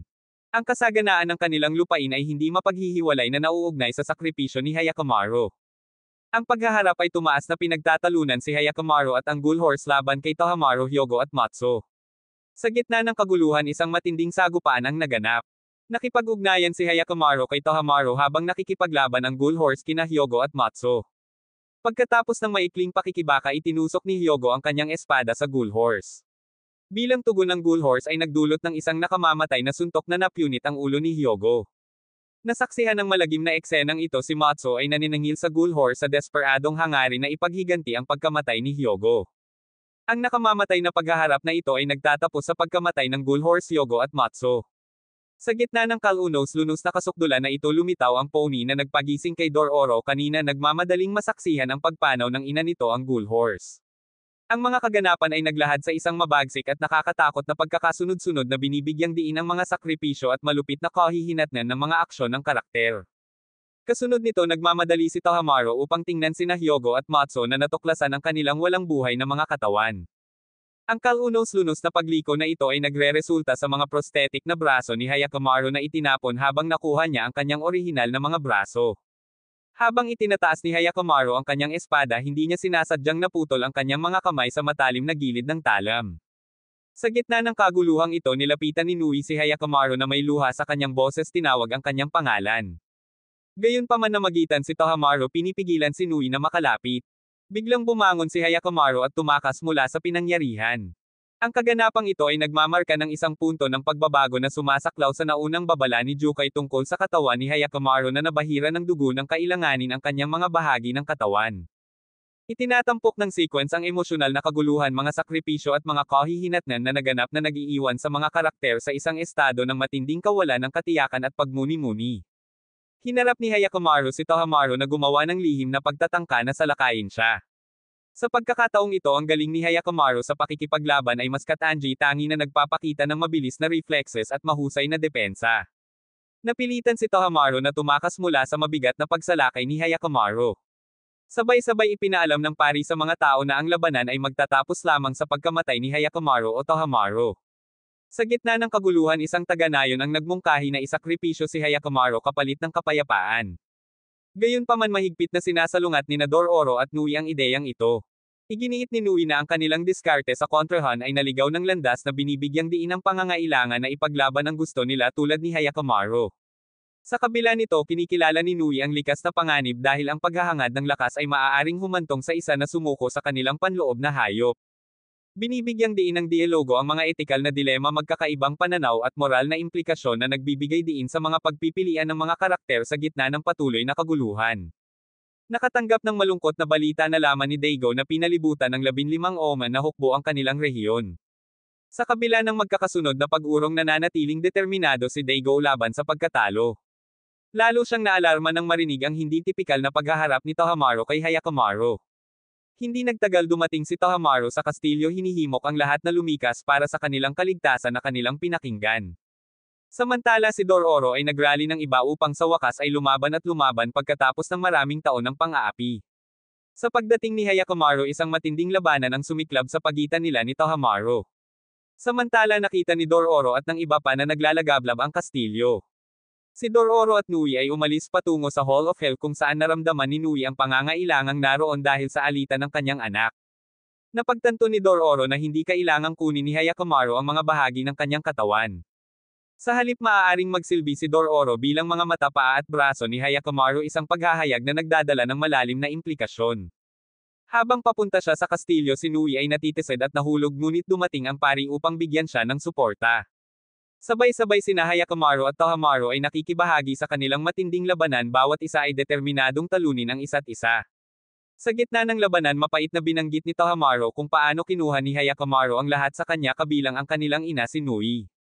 Lalong tumitindi ang labanan habang pinag-uusapan nila ang kanilang mga pagkatalo. Habang nangyayari ang mga pangyayari na abot ni Dororo ang pari at nagmamasid habang tinutulungan niya si Nui na makapasok sa kastilyo sa pamamagitan ng isang silid sa likod. Nang ipahayag ni Dororo ang kanyang pagnanais na samahan si Nui tumanggi si Nui sa halip ay mapagpakumbaba na hiniling kay Dororo na laging panindigan ang isang matinding pagpapalitan ni Hyakkimaru na binibigyang diin ang kanilang magkakaugnay na kapalaran.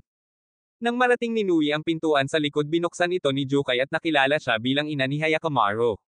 Samantala ang labanan sa pagitan ni Hyakkimaru at Tohamaru ay nagpapatuloy na pinalala ng nasusunog na kastilyo. Tumindi ang laban hanggang sa puntong pareho na silang nasa bingit ng kamatayan. Sa isang napakahalagang sandali nagtagumpay si Hyakkimaru kay Tohamaru at may pagkakataong tapusin ang labanan sa pamamagitan ng pagpugot sa kanya. Gayunpaman pinipigilan ni Hyakkimaru na gawin ito hindi maipaliwanag ang kanyang pag-aalinlangan. Bigla ang demonyong kapangyarihan sa loob niya ay sumisikat na pumipilit sa kanya. Sa gitna nito habang pinag-iisipan ni Tohamaru na baguhin ang kanyang pananaw tungo kay Hyakkimaru pinipilit siya ng impluwensyang demonyo na kumilos laban kay Hyakkimaru na lalong nagpagulo sa kanilang magulong labanan. Gayunpaman si Tohamaru ay nagpapakita ng napakalaking determinasyon at namamahala upang madaig ang impluwensya ng demonyo. Gumawa ng isang kapansin-pansing hakbang dinukot niya ang sarili niyang mga mata ibinalik ang mga ito kay Hyakkimaru ang kanilang may-ari. Ang pagkilos na ito ay nagre-resulta sa muling pagbabalik ng paningin ni Hyakkimaru. Di nagtagal pagkatapos noon si Tohamaru ay sumuko sa matinding pinsala at mabigat na usok na nawala ng malay. Sa gitna ng kaguluhan dumating sina Nui at Jukai. Ibinahagi ni Nui ang isang matinding huling sandali kay Hyakkimaru na hinihimok siyang umalis sa kastilyo upang matiyak ang kanyang kaligtasan. Sumunod si Hyakkimaru lumabas sa gumuhong istruktura. Lumapit si Nui kay Tohamaru humihingi ng paumanhin sa hindi pagtupad sa kanyang tungkulin bilang ina.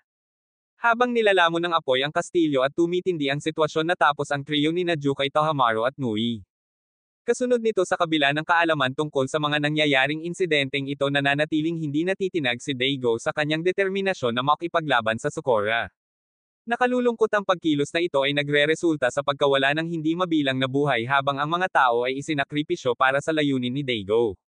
Maging ang huling estatwa ng demonyo ay gumuho na sa gisag ng kaguluhan at pagkawasak na dulot ng mga pangyayaring ito.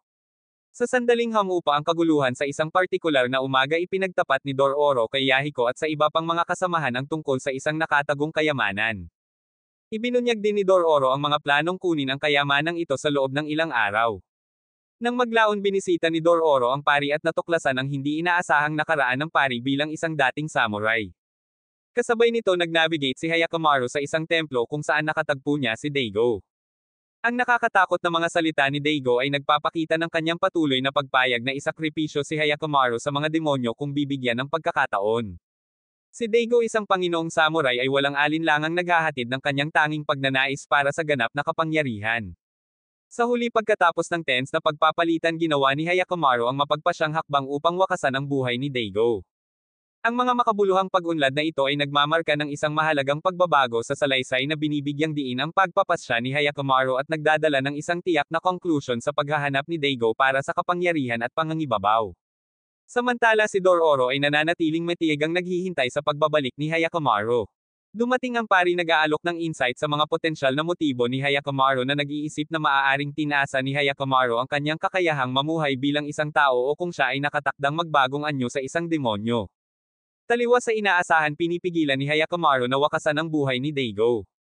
Sa halip nakikiusap siya kay Daigo na gugulin ang kanyang natitirang mga araw bilang isang tao na umiwas sa landas ng isang demonyo. Sa isang malalim na desisyon pinili mismo ni Hyakkimaru na yakapin ang kanyang sangkatauhan at talikuran ang kanyang marahas na mga hangarin na nangakong hindi nakikitil ng anumang buhay. Habang matiyagang naghihintay si Dororo sa pagbabalik ni Hyakkimaru ang kanilang mga narrative thread ay nagtatagpo sa hindi inaasahang paraan. Ang kwento ay tumatagal ng isang hindi inaasahang twist mula sa tila hindi maiiwasang landas ng pagdanak ng dugo at kawalan ng pag-asa. Nakatayo sina Dororo at Hyakkimaru sa isang sanggang daan habang inilalahad ng tadhana ang mga natatanging plano para sa kanilang kinabukasan na naglalayo sa kanila mula sa walang tigil na ikot ng karahasan. Sa wakas ang dalawang kasama ay naglakbay sa magkahiwalay na paglalakbay bawat isa ay sumusunod sa kanilang mga natatanging kapalaran. Ang salaysay ay nagtatapos sa isang pakiramdam ng paglutas at panibagong optimismo habang sina Dororo at Hyakkimaru ay sumusulong na pinawi ang bigat ng kanilang ibinahaging kasaysayan na minarkahan ng mga labanan at trahedya.